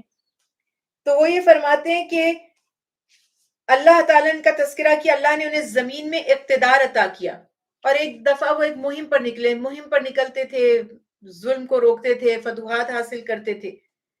ایک مہم پر نکلے اور طلوع آفتاب کی جگہ پہنچے تو ایک قوم کو پایا جن پر سورج پوری آب و تاب کے ساتھ چمک رہا تھا. پھر ایک مہم پر نکلے, دو پہاڑوں کے درمیان پہنچے, ان پہاڑوں کے آس پاس ایک قوم تھی جو کوئی بات نہیں سمجھتی تھی. انہوں نے کہا اے ذی القرنین, یاجوج و ماجوج زمین میں فساد کر رہے ہیں. یہ آدم علیہ السلام کے بیٹوں کی آگے ان کی اولادوں میں سے تھے. یہ کہتے ہیں کہ یہ جو تھے یاجوج ماجوج, یہ حضرت آدم علیہ السلام کا جو بیٹا تھا نا قابیل, پھر اس کی نسل سے یہ قوم تھی. فتنہ فساد پھیلانے والی, لوگوں کو ستانے اور تنگ کرنے والی. اللہ تعالیٰ شاہ فرماتے ہیں کہ وہ زمین میں فساد کرتے تھے, لوگوں کی کھیتیاں برباد کرتے تھے, ان کو ستاتے تھے. تو وہ جس قوم کو وہ پریشان کرتے تھے, انہوں نے حضرت ذی القرنین کو جب دیکھا یہ با اختیار ہیں, طاقتور ہیں, نیک دل ہیں, تو انہوں نے کہا کہ ہم اس قوم سے بہت پریشان ہیں, ہم آپ کو کچھ سامان مہیا کر دیتے ہیں, یعنی آپ ہماری طرف سے جو مدد چاہیے, ہمارا جو تعاون چاہیے, ہم آپ کے ساتھ کرنے کے لیے تیار ہیں, آپ ہمارے اور ان کے درمیان ایک مضبوط دیوار بنا دیں. تو ذی القرنین نے کہا کہ اللہ نے مجھے طاقت دی ہے, تم افرادی قوت سے میری مدد کرو, میں تمہارے اور ان کے درمیان ایک مضبوط دیوار بنا دوں گا. اب یہ مدد مانگنا, غیر اللہ سے مدد مانگنا, استعانت طلب کرنا, اس کے اوپر بھی ڈیبیٹس ہمارے یہاں ہوتی رہتی ہیں. تو یہ خیال رکھیں کہ ظاہری طور پر, دنیاوی طور پر ہم ایک دوسرے کے مدد کے محتاج ہیں. مین از اے سوشل اینیمل, ایک انسان دوسرے انسان کے تعاون کے بغیر نہیں چل سکتا. ہمیں صبح سے لے کر سونے تک کئی لوگوں کا تعاون, یہ جو الیکٹریسٹی آ رہی ہے, یہ جو ہمارے پاس فوڈ آ رہا ہے, ہماری دیگر ضروریات ہیں, ہر شخص کا اپنا اپنا ڈپارٹمنٹ ہے, اپنی اپنی فیلڈ ہے, اس کا اپنا بزنس ہے. ہم ایک دوسرے کو فائدہ پہنچا رہے ہیں, ہم ایک دوسرے کے مددگار ہیں. بیمار ہوتے ہیں, ڈاکٹر بنائے گئے ہیں, وہ ایک علم اللہ نے ان کو عطا کیا ہے, میڈیسن کا, حکمت کا. وہ آپ جاتے ہیں, ڈاکٹر آپ کی مدد کر سکتا ہے. آپ علم حاصل کرنا چاہتے ہیں, مدارس ہیں, مساجد ہیں, انسٹیٹیوٹس ہیں, یونیورسٹیز ہیں, وہاں سے آپ مدد حاصل کرتے ہیں اساتذہ کی, وہ ایک سورس. تو دنیاوی طور پر ایک انسان دوسرے انسان کا مددگار ہے اور محتاج بھی ہے, لیکن حقیقی طور پر یہ یاد رکھیں کہ ہماری مدد صرف اور صرف اللہ تعالیٰ کر سکتے ہیں. اگر اللہ نہ چاہے تو کوئی ہماری نہ دنیا نہ آخرت میں مدد کر سکتا ہے، نہ دینی معاملات میں نہ دنیاوی معاملات میں کوئی ہماری مدد نہیں کر سکتا. تو اسی لیے حدیث رسول اللہ صلی اللہ علیہ وسلم ہے کہ پانی کی ضرورت ہے، کھانے میں نمک کم ہو جاتا ہے، اور آپ کے جوتے کا جو فیتا ہے، لیسز جس کو تسمہ کہتے ہیں، وہ بھی ٹوٹ جاتا ہے. تو یہ تعلیمات کا حوالہ دیا جاتا ہے رسول اللہ صلی اللہ علیہ وسلم کی کہ اللہ سے مدد مانگو. یعنی زبان پر اور دل میں یہ تصور، اور دنیا میں بظاہر بھائی مجھے کوئی چیز دے دیجئے، اب آپ کہیں گی لو آپ نے تو اللہ سے مدد نہیں مانگی، آپ تو مجھ سے مانگ رہی ہیں. اللہ کو ہی پکارے، یا اللہ خیر کیجئے، یا اللہ آسانیت. اب ہمیں عادت ہی نہیں ہے نا، ہمارا کلچر ہی نہیں ہے اللہ کا نام لینے کا، اللہ سے مدد مانگنے کا. اسلامی شعار تو ہے نہیں ہمارے اندر. ورنہ عام طور پہ چھوٹی سی بھی کوئی چیز ہو گئی تو اللہ تعالیٰ نے، یعنی یہ تربیت ہے، یہ انوائرمنٹ ایسا، نمک چکھا یا اللہ خیر. نمک تو اب یہ کوئی اتنا خدا نہ خاصا طوفان والی بات نہیں تھی، نمک ایڈ کر لیجئے، کوئی مسئلہ تھوڑی تھا. لیکن آپ نے فوراً، یعنی یہ تربیت کی جا رہی ہے کہ اے اللہ بس آپ ہی آئیں، میرے ہر سانس پر آپ ہیں.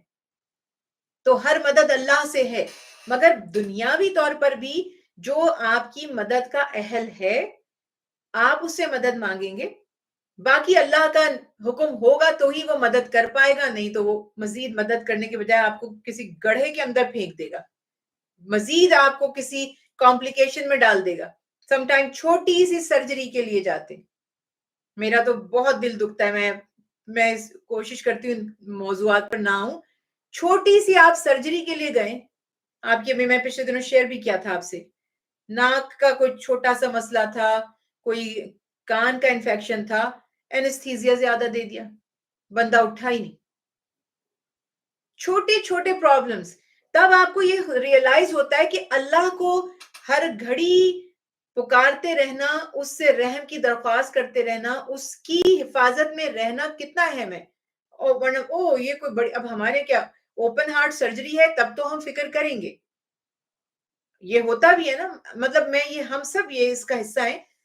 بڑی سرجریز ہوتی ہیں تو ہم کنسرن ہوتے ہیں، ہم دعاؤں کے لیے بھی کہتے ہیں، خود بھی دعا کرتے ہیں. اب میں چھوٹا سا بھائی اب آج مجھے دانت نکلوانے جانا ہے، میں آپ سب سے کہوں گی کہ بہنوں دعا کیجئے گا، آج میں نے دانت نکلوانا ہے یا روٹ کنال ہے یا فلنگ ہے تو پلیز دعا کر دیجئے گا. کوئی نہیں کہے گا، اور کہیں گے تو سب ہنسیں گے کہ لو بھائی یہ کیا بات کہہ رہی ہیں بہن. مگر میں یہ سمجھتی ہوں کہ یہ بھی کریں کہ یہ ڈاکٹرز آپ کے اوپر ایسے ٹولز، ایسی چیزیں یوز نہ کریں، کچھ آپ کے لیے ایسی کمپلیکیشنز نہ ڈال دیں کہ چھوٹی سی ایک سرجری کو ایشو نہ بنا دیں. تو اس لیے ہمیں محتاط رہنا ہوتا ہے اور ہر وقت اللہ کو پکارتے رہنا ہوتا ہے. لیکن آپ دیکھیں وہ قوم اللہ سے مدد مانگتی ہے، وہ اگر ذوالقرنین فرما دیتے اللہ سے مدد مانگو، میرے پاس کیوں آ رہے ہو، میں تو خود بندہ بشر ہوں، تمہاری کیا مدد کر سکتا ہوں. لیکن یہ روٹین نہیں ہے. فرمایا بالکل تم مجھ سے تعاون کرو، اللہ کے حکم سے، اللہ نے مجھے طاقت دی ہے، اختیار دیا ہے، میں ضرور تمہاری مدد کروں گا. تو یہ کانسیپٹ کو سمجھیں، بال کی کھال نکالنا، بات کا بتنگڑ بنانا، لوگوں کے لیے چیزوں کو کمپلیکیٹڈ کر دینا، ان کو گلٹ میں ڈال دینا کہ تم جو کر رہے ہو پتہ نہیں صحیح کر رہے ہو یا غلط. تو بس ہمارا ایمان یہ ہے کہ کوئی اللہ کے بغیر ہماری مدد نہیں کر سکتا. اگر اللہ ہمیں کوئی فائدہ پہنچانا نہیں چاہتے، اللہ نے ہماری تقدیر میں نہیں لکھا، کوئی نہیں ہمیں ہمارا بھلا کر سکتا. اور اگر اللہ تعالیٰ ہمیں کسی تکلیف سے بچانا چاہتے، پوری کائنات آپ کے خلاف ہو جائے فرض کیجئے، پھر بھی اللہ تعالیٰ آپ کو بچا لیں گے اس تکلیف سے. یہ ہے ایمان. اب آ جائیے عمل پر. تو عمل پہ آپ عملی طور پہ اللہ سے سب سے پہلے مدد مانگیں، اور پھر ظاہری طور پہ آپ دیکھتے ہیں کہ کون اس معاملے میں میری مدد کر سکتا ہے. اللہ تعالیٰ کے حکم سے ہی. عقیدہ یہ ہے کہ اگر میں اس کے پاس جا تو رہا ہوں، لیکن اگر اللہ کا حکم نہیں ہوا یہ کچھ نہیں کر پائے گا.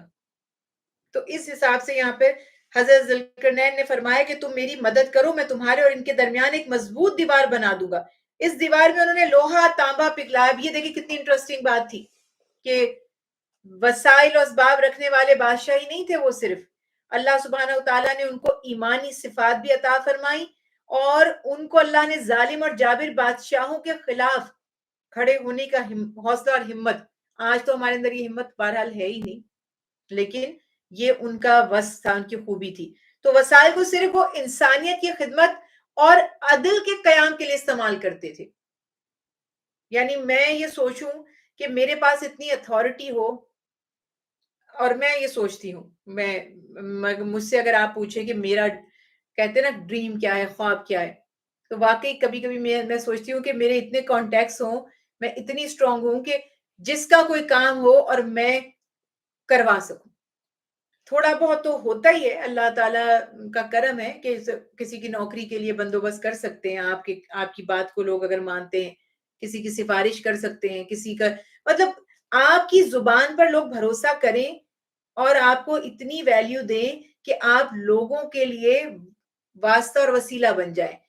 تو سوچئے جو بڑے اختیار والے لوگ ہوں، بڑی پوزیشن کے اوپر ہوں، فیمس ہوں، یا وہ ایک ایسے سسٹم میں ہو، فار ایگزامپل اگر پولیٹیشین ہے یا کوئی ایسا اسٹرانگ انفلوئنشل بندہ ہے، سوچے وہ اپنے ان کانٹیکٹس کو انسانیت کی خدمت کے لیے صرف کرے تو کیا کمال کی بات ہو جائے.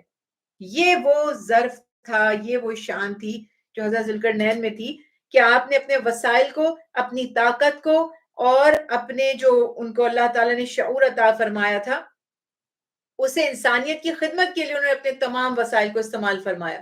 اور وہ دوسرے بادشاہوں کی طرح نہیں ہے جیسے دنیا دار بادشاہ ہوتے ہیں. اور اس کے علاوہ بعض لوگوں نے ان کو کوئی ایک آدھ بادشاہ دنیا میں ہے، جیسے بعض لوگ کہتے ہیں سکندر مقدونی جو تھے شاید یہ وہ تھے، ریلیٹ کرنے کی کوشش کی ہے، کوئی ان سے ان کی کوئی کمپیٹیبلٹی، کسی قسم کی کوئی ریزمبلنس بھی نہیں ہے. بہرحال یہ بالکل ایک الگ شخصیت ہے. مگر یہاں پر یہ بات ہے کہ قرآن پاک کا جو اصل مقصد ہے نا، وہ تاریخی تفصیلات بتانا نہیں ہے. اس میں جو مقصد ہے نصیحت یا عبرت، اس پہ جائیے. کون تھے، کہاں رہتے تھے، کیا کھاتے تھے، یہ میرا اور آپ کا مسئلہ نہیں ہے. بس یہ پتا چلا کہ کوئی ایسا تھا جسے اللہ نے اختیار دیا، قوت دی، طاقت دی، ان کے پاس عقل و شعور بھی تھا، ان کے پاس جسمانی قوت بھی تھی، ان کے پاس فوج بھی تھی، مین پاور بھی تھی، اور وہ ایسے تھے کہ وہ لوگوں کی مدد کرتے تھے، مظلوموں کی داد رسی کرتے تھے، ظالموں کو سزا دیتے تھے. یہ تھا ان کا تعارف. اور اس کے بعد پھر یہاں پر بات پتہ چل رہی ہے کہ اللہ سبحانہ و تعالیٰ نے ان کو بے شمار فتوحات عطا فرمائی. یعنی ایک طرف مشرق کے آخری کنارے اور دوسری طرف مغرب کے انتہائی سرے تک ان کی جو سلطنت تھی، ان کا جو کنگڈم تھا، جو اختیار تھا، وہ پھیلا ہوا تھا. پھر اپنی فتوحات کے زمانے میں جو انہوں نے یاجوج ماجوج کا جو قوم کا نام لیا گیا، ان کے لیے دیوار قائم کی مظلوموں کی درخواست پر، اور ایسی مضبوط دیوار قائم کی کہ یاجوج اور ماجوج جو ہے وہ اس کو کبھی بھی پھر توڑ، ورنہ تو جو بھی رکاوٹ ڈالی جاتی تھی وہ اس کو توڑ دیا کرتے تھے. اب اس میں بہت سارے یاجوج ماجوج سے ریلیٹڈ بہت سے واقعات ہیں جن میں سے کچھ مستند ہیں، کچھ نہیں ہیں.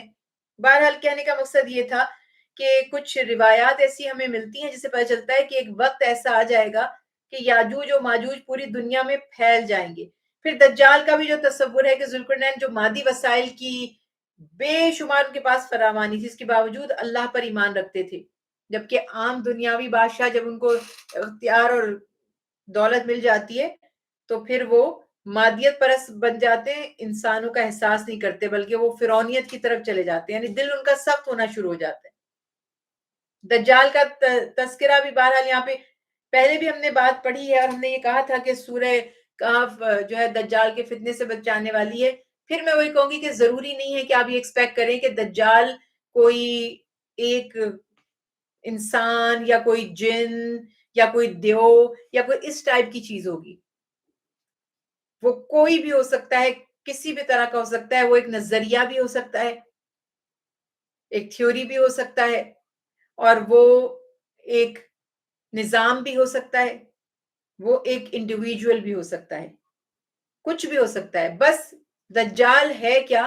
سخت جھگڑالو، سخت فتنے والا. میننگ جو ہے نا دجال، تو یہ چیز کہ جو فتنے میں ابتلا کر دے، جو ڈسپلن کو، عدل کو، امن کو ختم کر دے. یہ جو دولت کی حوث ہے یہ دجال نہیں ہے. یہ جو ایک دوسرے سے آگے بڑھنے کی خواہش ہے اور حسد ہے اس میں، یہ دجال نہیں ہے. یہ جو نفس پرستی ہے یہ دجال نہیں ہے. یہ جو ہم فطرت کے اگینسٹ جا کے نئے کانسیپٹس انٹروڈیوس کروا رہے ہیں اور پھر اس کے اوپر ہم انویسٹ کر رہے ہیں بہت بڑی بڑی اماؤنٹس، اس کو سپورٹ کرنے میں. یہ کیا ہے؟ تو یہ دجالی نظام، دجال بس یہ کہ جو ہمیں حق سے ہٹا کر مادیت کی طرف، دولت کی لالچ، حویث، اختیار، پاور کی جو ہے وہ ہنگر، یہ سب چیزیں بہت سخت دجال ہی ہیں. اسی وجہ سے اللہ سبحانہ وتعالیٰ نے حکم دیا کہ ہم احتیاط کریں، بچے. پھر اللہ سبحانہ وتعالیٰ نے یہاں پر یہ بھی بیان فرما دیا کہ ذوالقرنین نے کہا کہ یہ میرے رب کی رحمت سے دیوار میں نے تمہارے اور ان کے درمیان بنا دی ہے، اب یہ اس پر نہیں چڑھ سکیں گے. اور وہ جو لوہا پگھلا کے انہوں نے دیوار بنائی تو وہ بھی ایک کمال کی بات تھی کہ وہ اس کو نہیں خراب کر سکے. پھر اہل ایمان کے لیے اللہ سبحانہ وتعالیٰ نے انعامات کا تذکرہ فرمایا کہ کافروں کے بارے میں بتایا کہ وہ شرک کرتے ہیں تو ظاہر ان کا ٹھکانہ جہنم ہے، اور جو ایمان لاتے ہیں ان کے لیے اللہ نے آخرت کے درجات اور انعام والوں کے لیے جو انعام جو ہے اہل ایمان کے لیے نعمتیں تیار کر رکھی ہیں. اس کے بعد اللہ سبحانہ وتعالی ارشاد فرماتے ہیں آخری آیت میں سورت کی کہ اے رسول صلی اللہ علیہ وسلم فرما دیجئے کہ میں خدا نہ ہونے میں تمہاری ہی مثل بشر ہوں. معاذ اللہ، میں نے کب خدائی کا دعویٰ کیا ہے؟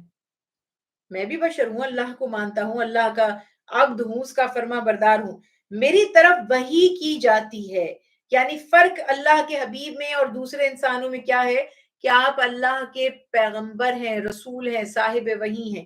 اور فرمایا کہ مجھے وحی کی گئی کہ تمہارا معبود ایک معبود ہے، تو جسے قیامت کے دن اپنے رب سے ملنے کا یقین ہو بس وہ نیک کام کرتا رہے اور اپنے رب کی بندگی میں کسی کو شریک نہ کرے، بس اپنے کام پہ لگے رہے. دنیا کا نظام یہ میری اور آپ کی مرضی سے نہیں چلے گا. ہمارا کام صرف یہ ہے کہ اپنے ٹارگٹ کے اوپر فوکس کریں، عمل کرتے جائیں اور اللہ تعالیٰ توفیق دیں. غور و فکر کی. پھر سورہ مریم، بسم اللہ الرحمن الرحیم. سورہ مریم میں 98 آیات اور 6 رکوع ہیں، اور اس میں حضرت مریم کا واقعہ چونکہ تفصیل سے بیان کیا گیا، اسی نسبت سے سورت کا نام سورہ مریم رکھا گیا. چونکہ مکی سورت ہے تو عقائد کی بات کی جا رہی ہے، توحید کی، اور حیات بعد الممات یعنی موت کے بعد کی زندگی، یعنی جزا اور سزا کی بھی بحث کی گئی. مختلف انبیاء کرام کے قصے اس میں بیان کیے گئے. سب سے پہلے حضرت زکریا علیہ السلام کا واقعہ بیان ہوا، جو بوڑھے ہو چکے تھے اور اس وقت ان کے ہاں اولاد نہیں تھی، تو بڑھاپے کی عمر کو پہنچ گئے. انہوں نے اللہ تعالیٰ سے اولاد کی دعا کی، اور دعا کیا کی کہ جو ان کا اور آل یعقوب کا وارث بنے. انبیاء کی میراث کیا ہوتی ہے؟ ان کے بزنس پھیلے ہوئے ہوتے ہیں، ان کی زمینیں ہوتی ہیں، جاگیریں ہوتی ہیں. اب ہمارے یہاں تو ہوتا ہے نا، وہ اتنی جائیداد ہے کوئی وارث ہی نہیں ہے. یعنی یہ فکر پڑی ہوئی ہے کہ یہ جائیداد کا کوئی وارث ہونا چاہیے. کیوں ہونا چاہیے وارث؟ یہ کہ کیا کانسیپٹ ہے؟ اگر وہ وارث ہوگا اور جائیداد سنبھال لے گا تو آپ کو اس کا کیا فائدہ حاصل ہوگا؟ ہمارا فوکس کیا ہے؟ مقصد کیا ہے؟ ہم نے تو بھی یہ پڑھا نا کہ نیک اولاد صدقہ جاریہ ہے. آپ جائیدادیں چھوڑ گئے، اولاد تو عیش کر رہی ہے، آپ کو کیا فائدہ ہو رہا ہے اس سے؟ تو انبیاء علیہ السلام کی کنسرنز یہ نہیں ہوتے تھے. ان کی کوئی پراپرٹی اور ان کی کوئی میراث بھی نہیں ہوتی تھی. ان کی پراپرٹی ان کا علم تھا، منصبی ذمہ داری تھی، تبلیغ. تو ان کا کنسرن یہ تھا، ان کی تڑپ اور فکر یہ تھی کہ یہ جو دعوت ہدایت کا پیغام میں لوگوں تک پہنچاتا رہا ہوں، میرے بعد اس کو کون ادا کرے گا؟ اب ہمارے مولوی صاحب کو فکر ہوتا ہے میرے بعد مسجد کون سنبھالے گا، کوئی اور نہ چند دیکھا جائے آ کے. یا پیر صاحب کو فکر ہوتی ہے کہ یہ اتنے ڈونیشنز میرے، اور میں نے اپنی، اللہ مجھے معاف فرمائے، میں یہ اس لیے نہیں کہہ رہی کہ سارے ہی ایسے، آپ بھی سمجھدار ہیں، مجھے بھی پتا ہے، مگر ہم نے ایسے دیکھے ہیں لوگ گدی نشین ساری زندگی بیٹوں کو آگ کیا ہوا تھا ان کی نافرمانیوں اور بد کرداریوں کی وجہ سے. ظاہر پبلک میں وہ عام تھی. جب وہ وفات ہو گئے، پیر صاحب پردہ فرما گئے، تو وہ بیٹا آیا، اس نے داڑھی رکھی، گیٹ اپ کیا، اور اس کی رسم ہوئی، اور وہ گدی اسی نے ہی سنبھالی. کیوں نہیں کسی مرید کو جو مخلص تھا، دیانت دار تھا اور باعمل تھا، کبھی دیکھا ہے آپ نے کسی مرید کو گدی سنبھالتے ہوئے؟ پیر صاحب کی صرف غلامی کرتے ہیں، نوکروں کی طرح ان کو یوز کیا جاتا ہے، ان کو جگہ عزت نہیں دی جاتی. وہ اپنے کرپٹ بیٹے کو ہی بلا کے بٹھائیں گے وہاں پر اس گدی پر. تو یہ جو ان کا، اور اگر آپ انبیاء علیہ السلام کا کمپیریزن کرتے ہیں، نبیوں کے پاس کوئی جائیداد نہیں ہے، ان کے پاس کچھ مال جمع نہیں کرتے. ان کو ٹینشن ہے، فکر ہے کہ اتنا اخلاص کے ساتھ. اچھا ایسے عالم بھی, میں نیگیٹو باتیں زیادہ ہو جاتی ہیں یہ بھی بتا دوں, جنہوں نے دین کا کام کیا, کوئی ادارہ بنایا, کوئی انسٹیٹیوٹ بنایا اور بڑے خلوص سے دین کا کام کیا, اب ان کا کنسرن ہے کہ کوئی اس کو اتنا ہی آنےسٹ ہو کر خلوص سے اس درد کے ساتھ چلائے اور سنبھالے, کیونکہ یہ بھی میں نے اپنی آنکھوں سے دیکھا ہے. بنانے والے کا جو اخلاص ہوتا ہے, جو اس کا ڈیووشن اور ڈیڈیکیشن ہوتا ہے, وہ ایون ان کی اپنی اولادوں میں بھی نہیں ہے. تو ظاہر ہے کہ وہ یہی چاہیں گے کہ وہ کسی اور پہ نہیں ٹرسٹ کر سکتے. وہ یہ کہیں گے کہ شاید میری اولاد کو زیادہ اس بات کی قدر ہو کہ کس محبت سے, کس خلوص سے, کس محنت سے, کس خیر خواہی کے جذبے سے ہم نے یہ ادارہ قائم کیا ہے, یا یہ مسجد ہم نے تعمیر کروائی تھی, یا یہ دارالعلوم ہم نے بنایا تھا, یا ہم نے یہ یونیورسٹی بنائی تھی, یا فار ایگزامپل کسی نے کوئی فی سبیل اللہ چیریٹیبل کوئی ہاسپٹل بنایا, کوئی ایسی چیز ہے. اب وہ تو یہ چاہے گا کہ میرا آگے سے سلسلہ ایمانداری سے اور اخلاص سے چلتا رہے. تو پھر وہ دیکھے گا نا کہ وہ کس پہ ٹرسٹ کر سکتا ہے, کون اتنا کنسرن ہوگا. یہ والا کانسیپٹ ہے. تو انبیاء علیہ السلام کو یہ فکر ہے کہ کون اس بڑی ذمہ داری کو اسی اخلاص سے نبھائے گا. تو وہ دعا کرتے تھے اللہ سے وارث کی. یہاں وارث ہمارے دنیا کی طرح نہیں کہ میری جائیدادیں کون سنبھالے گا. ان کا مطلب تھا کہ اس نبوت کی ذمہ داری کو کون سنبھالے گا, اس پیغام کو. تو حضرت زکریا علیہ السلام بھی اللہ سے اسی فکر کے پیش نظر دعا فرما رہے, اور بی بی مریم کے حجرے میں تھے. پہلے ہم یہ پوائنٹس پڑھ چکے ہیں. وہیں پر بے موسم کے پھل دیکھے, عین الیقین کے ساتھ اور دوبارہ ایک مضبوط ارادے کے ساتھ, امید کے ساتھ اپنے رب کو پکارا. وہیں ان کو بشارت دے دی گئی. آل یعقوب کا وارث بننے کے لیے اللہ تعالیٰ فرماتے ہیں آپ کو ایک بیٹا عطا کروں گا جس کا نام یحییٰ ہوگا. اس سے پھر معلوم ہو گیا کہ پیدائش سے پہلے بھی نام رکھا جا سکتا ہے. بعض لوگ اعتراض کرتے ہیں نا, کوئی اس میں پریشانی کی بات نہیں. حضرت یحییٰ علیہ السلام کو اللہ تعالیٰ نے بچپن میں ہی نبوت اور کتاب عطا فرما دی, اور ان کی خوبیاں بتائیں کہ وہ پاکیزہ ہوں گے, متقی ہوں گے. یہ جو لوگ ترجمہ کرتے ہیں نا عورتوں سے بچنے والے, کچھ ترجموں میں لکھے ہوتے ہیں, اور مطلب معاذ اللہ کے انبیاء کو کیا عورتوں سے پریشانی تھی, ان کے پاس بیعت کرنے تھوڑی. ہمارے آج کے پیروں کو فکر کرنی چاہیے عورتوں سے بچنے کی. ڈھیروں ڈھیر پہنچی ہوئی ہوتی ہیں ان کے پاس, صبح سے شام ان کے قدموں میں جا کے بیٹھتی ہیں. مقصد تھا متقی, پرہیزگار, ہر طرح کی برائی سے, ہر طرح کے دنیا داری سے اور معاملات سے دور رہنے والے, تقوی والے. یہ بات یہاں پر واضح طور پر بیان کر دی. اور ماں باپ کے ساتھ نیکی کرنے والے, سرکش نہیں ہو سکتے, ایسے فرما بردار. ان پر سلام ہو جب وہ پیدا ہوئے اور جب ان کی وفات ہوگی اور جب وہ قیامت کے دن اٹھائے جائیں گے. پھر اس سے یہ بھی معلوم ہو گیا کہ نبی کی ولادت کے دن ان پر سلام بھیجنا اللہ کی سنت ہے. یہ بھی یہ کانسیپٹ بعض علماء کرام نے سے نکالا. اس کے بعد حضرت مریم علیہ السلام کا ذکر ہے کہ وہ گھر والوں سے دور چلی گئی تھی جب وہ اولاد ان کے یعنی عیسیٰ علیہ السلام کی پیدائش ہونے والی تھی, اور ظاہر ہے کہ ان کو اندازہ تھا کہ ان کی قوم ان کی مخالفت کرے گی. ان کے پاس جو بشری شکل میں فرشتہ آیا, اور یہ انہوں نے ان کو خبر بھی دی تھی کیونکہ وہ ایک الگ حجرے میں عبادت کرتی تھی کہ اللہ نے آپ کو ایک بیٹے کی خوشخبری دی ہے, اور یہ فرمایا کہ میرے لڑکا کہاں سے ہوگا, مجھے تو کبھی کسی بشر نے نہیں چھوا. تو پھر وہ اللہ تعالیٰ فرماتے ہیں اللہ جو چاہتے ہیں تخلیق فرما سکتے ہیں, یہ اللہ کے لیے آسان بات ہے. یہ پھر میں وہ بات کہوں گی کہ جو لوگ یہ کنفیوز کر رہے ہیں کہ عیسیٰ علیہ السلام کے فادر تھے, تو یہ پوری آیات کا کانٹیکسٹ بالکل ٹوٹلی ڈفرنٹ ہے. وہ یہ کیوں نہیں فرماتے آپ کا نکاح ہو جائے گا, یعنی کیا اللہ کو نکاح کرنا آسان ہے جو اللہ تعالیٰ فرما رہے ہیں اللہ کے لیے بڑا آسان ہے کہ آپ کی شادی ہو جائے, یہ مطلب ہے نہیں. یہ آپ کب کہتے ہیں کہ جب کسی کو کوئی کام انہونی بات لگ رہی ہو, مشکل لگ رہی ہو, اور آپ کہتے ہیں میرے لیے آسان ہے. تو وہ یہی تھا کہ اللہ تعالیٰ نے کس طرح ایک معجزاتی طور پر ان کو اولاد عطا فرمائی. اور اس کے بعد پھر اللہ فرماتے کہ اللہ نے ان کو لوگوں کے لیے نشانی بنانا تھا. کیا معاذ اللہ بی بی مریم پر تہمت لگوانی تھی ان کے باپ کو چھپا کر, اگر ان کے فادر تھے حضرت عیسیٰ علیہ السلام کے. تو یہ سمپل یہاں پہ کانسیپٹ آ گیا. پھر ان کی پیدائش جو بچے کی یعنی عیسیٰ علیہ السلام کی, اس کا بھی تذکرہ کیا جا رہا ہے. اور اللہ نے یہ بھی فرما دیا کہ جب کوئی بشر آپ سے سوال کرے کہ کہیں گے کہ بھئی آپ کے تو نکاح نہیں ہوا تھا, آپ تو حجرے میں عبادت کرتی تھی, آپ کے پاس بچہ کہاں سے آ گیا, تو آپ کہیے گا کہ میں نے تو چپ کے روزی کی منت مان لی ہے, میں کسی انسان سے کلام نہیں کروں گی. پھر وہ بچے کو اٹھائے اپنی قوم کے پاس گئیں تو قوم نے ایز ایکسپیکٹڈ بہتان لگانے شروع کر دیے, اور کہا کہ آپ تو بڑی نیک تھی، آپ کا بھائی بڑا اچھا تھا وغیرہ وغیرہ ایسی باتیں. تو اس وقت حضرت عیسیٰ علیہ السلام نے کلام فرمایا اور کہا کہ میں اللہ کا بندہ اور رسول ہوں اور میری ماں صدیقہ ہیں. اللہ تعالیٰ نے مجھے کتاب اور نبوت عطا کی، بابرکت بنایا اور زندگی بھر نماز اور زکوٰۃ ادا کرنے کا حکم دیا. دیکھیں یہ نماز، زکوٰۃ، حج، روزہ، یہ پانچوں جو بیسک ہم ارکان ادا کرتے ہیں نا، یہ کوئی نیا نہیں ہے. یہ شروع سے جب سے اللہ نے انسانوں کو بنایا، آدم علیہ السلام سے عبادات اپنی جگہ رائج ہیں. عیسیٰ علیہ السلام بھی فرماتے ہیں، عیسیٰ ابن مریم پورا یہ بیان فرما دیں، اللہ تعالیٰ بیٹے کی نسبت سے پھر لوگوں نے ان کو اللہ سے منسوب کر دیا کہ اچھا یہ تو پھر اللہ کا بیٹا ہوگا، معاذ اللہ. پھر اس کے بعد حضرت ابراہیم علیہ السلام کا ذکر ہے کہ وہ سچے نبی تھے. انہوں نے اپنے عرفی باپ جو آزر کے بارے میں اگین دو اوپینین ہے. بعض کہتے ہیں ان کے والد تھے اور بعض کہتے ہیں کہ ان کے والد کا تو ان کی پیدائش سے پہلے انتقال ہو چکا تھا، یہ چچا تھے. اور چونکہ چچا کو بھی باپ کی طرح ہی کہا جاتا ہے اور پالنے والے بھی تھے، پرورش کرنے والے بھی. دونوں باتیں ہو سکتی ہیں. جن کو یہ لگتا ہے نا کہ باپ نہیں تھے تو ان کو لگتا ہے کہ ان کے باپ کیا بت پرست ہوں گے، تو یہ بھی کوئی خدا نہ خاصا اس میں ایسی پریشانی کی بات نہیں ہے.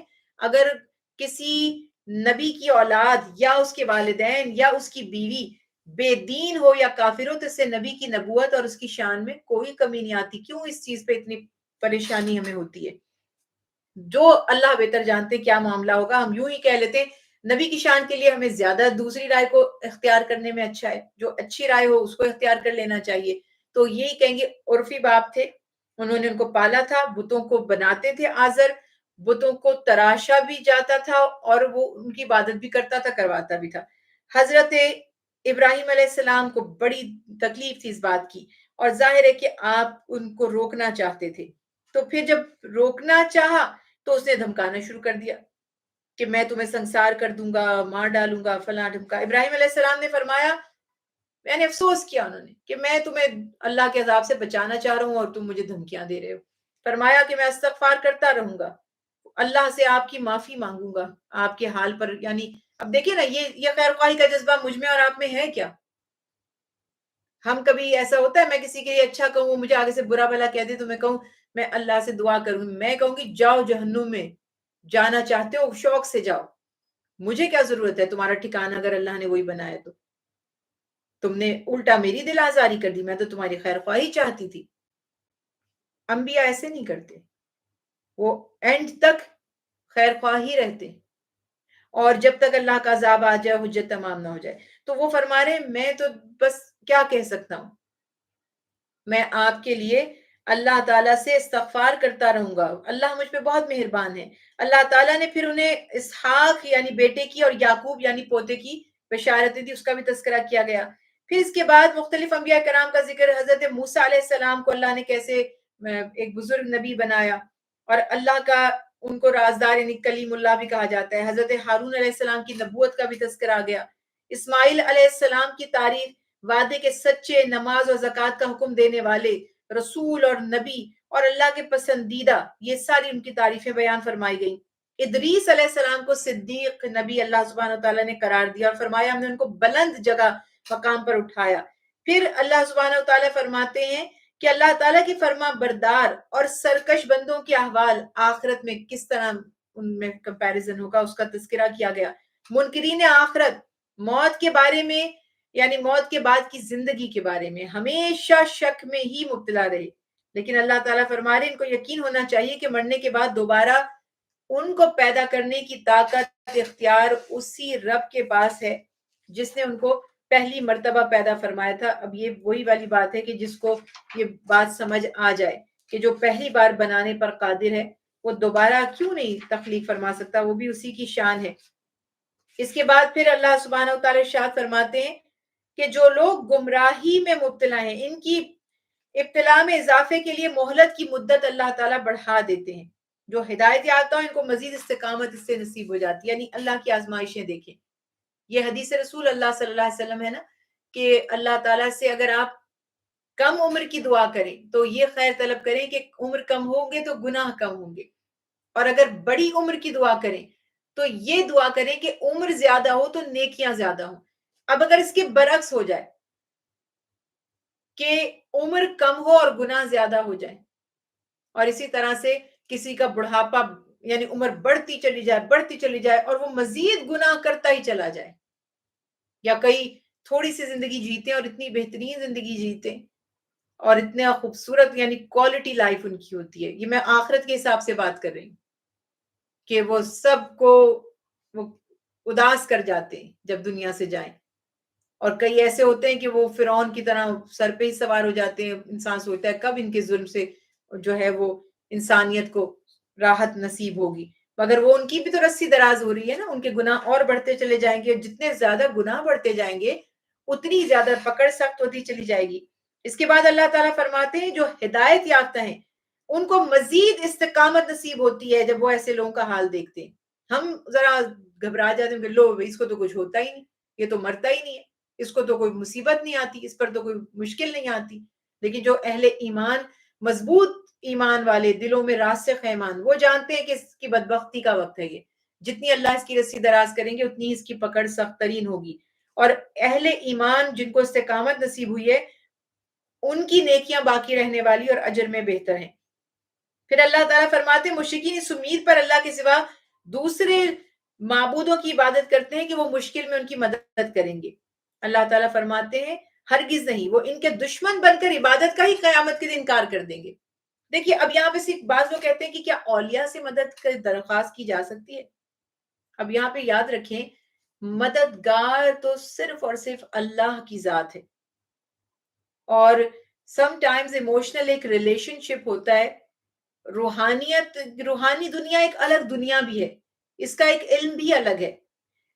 اس میں 1 to 1 آپ کا کنیکشن ہو جاتا ہے لوگوں سے جو دنیا میں نہیں ہے ان سے بھی ہو جاتا ہے. سم ٹائمز جو دنیا میں موجود ہیں مگر آپ کبھی ان سے فزیکلی ملے بھی نہیں ہوتے، مگر خوابوں کے ذریعے. یہ میں آپ کو چیزیں بتا رہی ہوں، ضروری نہیں آپ اس پہ یقین کریں، کیونکہ کئی زندگی میں چیزیں ایسی ہیں جب تک آپ کا واسطہ نہیں پڑتا آپ اس پہ یقین نہیں کر سکتے، اور نہ مجھے کوئی ضرورت ہے کہ میں آپ کو اس پہ یقین دلاؤں. آپ اللہ پہ یقین کریں، موت کے بعد کی زندگی پہ یقین کریں، نیکی کا کام کریں، گناہ سے بچیں. اصل ہم لوگوں کا مقصد یہی ہے. لیکن ٹو سم ایکسٹینٹ یہ سمجھنا کہ یہ بھی ایک دنیا ہے، یہ بھی ایگزسٹ کرتی ہے، یہ معاملات بھی ہوتے ہیں، مگر ہمارا کام یہ لوگوں کو اس پہ ایجوکیٹ کرنا نہیں. اس میں یہاں پر معاملات کیا ہوتے ہیں کہ کسی کا کسی سے تعلق ہے. ایسے اللہ کے حبیب کے زمانے میں، حضرت عمر فاروق کے زمانے میں، حضرت عمر فاروق رضی اللہ تعالیٰ عنہ، دیگر صحاب سے اکثر ایسے واقعات مروی ہیں کہ آپ 2 الگ الگ سٹیز میں ہیں، کوئی مکہ میں کوئی مدینہ میں، اور ایک دوسرے سے کمیونیکیٹ کر رہے ہیں روحانی طور پر. اسی طرح سے حضرت ساریہ کا جب لشکر گیا تھا دشمن سے لڑنے کے لیے تو حضرت ساریہ جو ہیں وہ ایک دم دشمن پیچھے سے ان کے اوپر اٹیک کرنے والا تھا. تو اس وقت وہ فرماتے ہیں کہ میں نے عمر فاروق کی بھی آواز سنی کہ انہوں نے سے کہا یا ساریہ الی الجبل، ذرا پہاڑ کی طرف دیکھو. اور حضرت عمر فاروق اس وقت نماز ادا کر رہے تھے اور وہ فرماتے کہ انہوں نے وہاں بتایا کہ مجھے یہ نظر آیا ہے. وہاں انہوں نے سنا کہ مجھے عمر کی آواز آئی ہے، میں نے پلٹ کے دیکھا دشمن وہاں سے حملہ کرنے والا تھا، میں نے اپنا ڈیفینس کیا. ایسے پیارے رسول صلی اللہ علیہ وسلم سے متعلق بھی ایسے بے شمار واقعہ. جیسے میں نے عرض کی کہ اب ہمارا یہ جو دورہ ہے قرآن، اس میں ہم بہت زیادہ ڈیٹیلز میں چیزوں کے نہیں جا سکتے. ویکلی کلاسز میں ہم وقت کے ساتھ ساتھ جہاں ضرورت ہوتی ہے باتیں بھی شیئر کرتے. تو یہ چیزیں عام پریکٹس نہیں کی جاتی. اللہ کی رحمت ہوتی ہے، روحانی دنیا ایگزسٹ کرتی ہے اور اس کے معاملات ہوتے ہیں. اور بہت سے آپ میں سے اس کو نہیں سمجھ پاتے ہوں گے، کوئی اس میں ان سے کوئی شکوہ نہیں ہے، اور بہت سے اس سے ایگری کریں گے ہاں فلاں فلاں وقت ہمارے ساتھ یہ ہوا، یہ معاملہ خواب میں یوں دیکھ لیا، فلاں نے فون کر کے بات کہہ دی، اور یہ سب چیزیں ہوتی ہیں دنیا میں. تو اللہ کی رحمت ہی ہے یہ بھی، یہ سارے علوم. تو اس لیے مگر نظریہ کیا ہے؟ اللہ سے ہی مدد مانگے، اللہ کو واسطہ اس کے پیارے بندوں کا دے دے. اگر آپ کو پتا ہے پیارے رسول صلی اللہ علیہ وسلم اور اصحاب رسول، ان کے معاملے میں تو کوئی شک نہیں ہے نا، مگر جو ہم جن کو سمجھتے، بھائی میں سوچی میرے پیر صاحب ہیں. ایک ہماری جاننے والی تھی، وہ کہتی تھی کہ ہم ان سے ٹیوشن پڑھنے جاتے تھے، ہم چھوٹے تھے. وہ کہتی تھی کہ میرے ایک پیر صاحب ہیں، وہ کہتے جب کوئی مشکل ہو مجھے یاد کر لیا کرو. اور صرف اتنا ہی نہیں کہتے تھے وہ، بلکہ وہ کہتے تھے میں تو وہیں تھا فلاں وقت، میں تمہارے کمرے میں تھا. تو یہ چیزیں ہمیں تو نہیں سمجھ آتی تھی، کیونکہ تھوڑا بہت علم اس وقت بھی تھا، سینس تھی کہ دین اور دینی معاملات. تو اس طرح سے یہ کانسیپٹ کہ ہم اللہ کی بجائے انہیں یاد کر لیں، اور اللہ والے ایسی باتیں بھی نہیں کرتے، اگرچہ ان کے پاس اتھارٹیز اور کچھ ان کے پاس پاورز ہوں، اللہ والے ایسی باتیں نہیں کرتے. وہ آپ سے یہی کہتے ہیں کہ انشاءاللہ ہم بھی آپ کے لیے دعا کریں گے، آپ بھی اللہ سے دعا کریں. یہ ابھی آپ پورے قرآن پاک میں کیا پڑھ رہے ہیں؟ کیوں بار بار تلاوت کا حکم تھا؟ اسی لیے تو حکم تھا کہ غور و فکر کریں. احسان ہم نے کیا نا کہ ہم نے ترجمہ پڑھا ہی نہیں، تو سب کے کاروبار چل رہے ہیں اس کی وجہ سے، کیونکہ آپ سمجھ لیتے، پڑھ لیتے تو آپ کو کانسیپٹ کلیئر ہی ہو جاتا. انبیاء علیہ السلام کیا، جب ان کو اللہ معجزات دیتے تھے، جب عیسیٰ علیہ السلام مٹی کا پرندہ بنا کے اڑا دیتے تھے، جب وہ مردے کو زندہ فرما دیتے تھے، جب وہ پیدائشی اندھے کو بینا کر دیتے تھے، تو بہت چانسز تھے نا کہ لوگ آپ کو ہی معاذ اللہ خدا سمجھ لیں. جب پیارے رسول صلی اللہ علیہ وسلم معجزات دکھاتے تھے تو بہت پاسبلٹی تھی کہ لوگ کہیں آپ تو خدا ہیں. آپ بار بار فرماتے انبیاء ہم بشر ہیں، اللہ کے بندے ہیں، یہ ہم نہیں کرتے، اللہ کرتا ہے.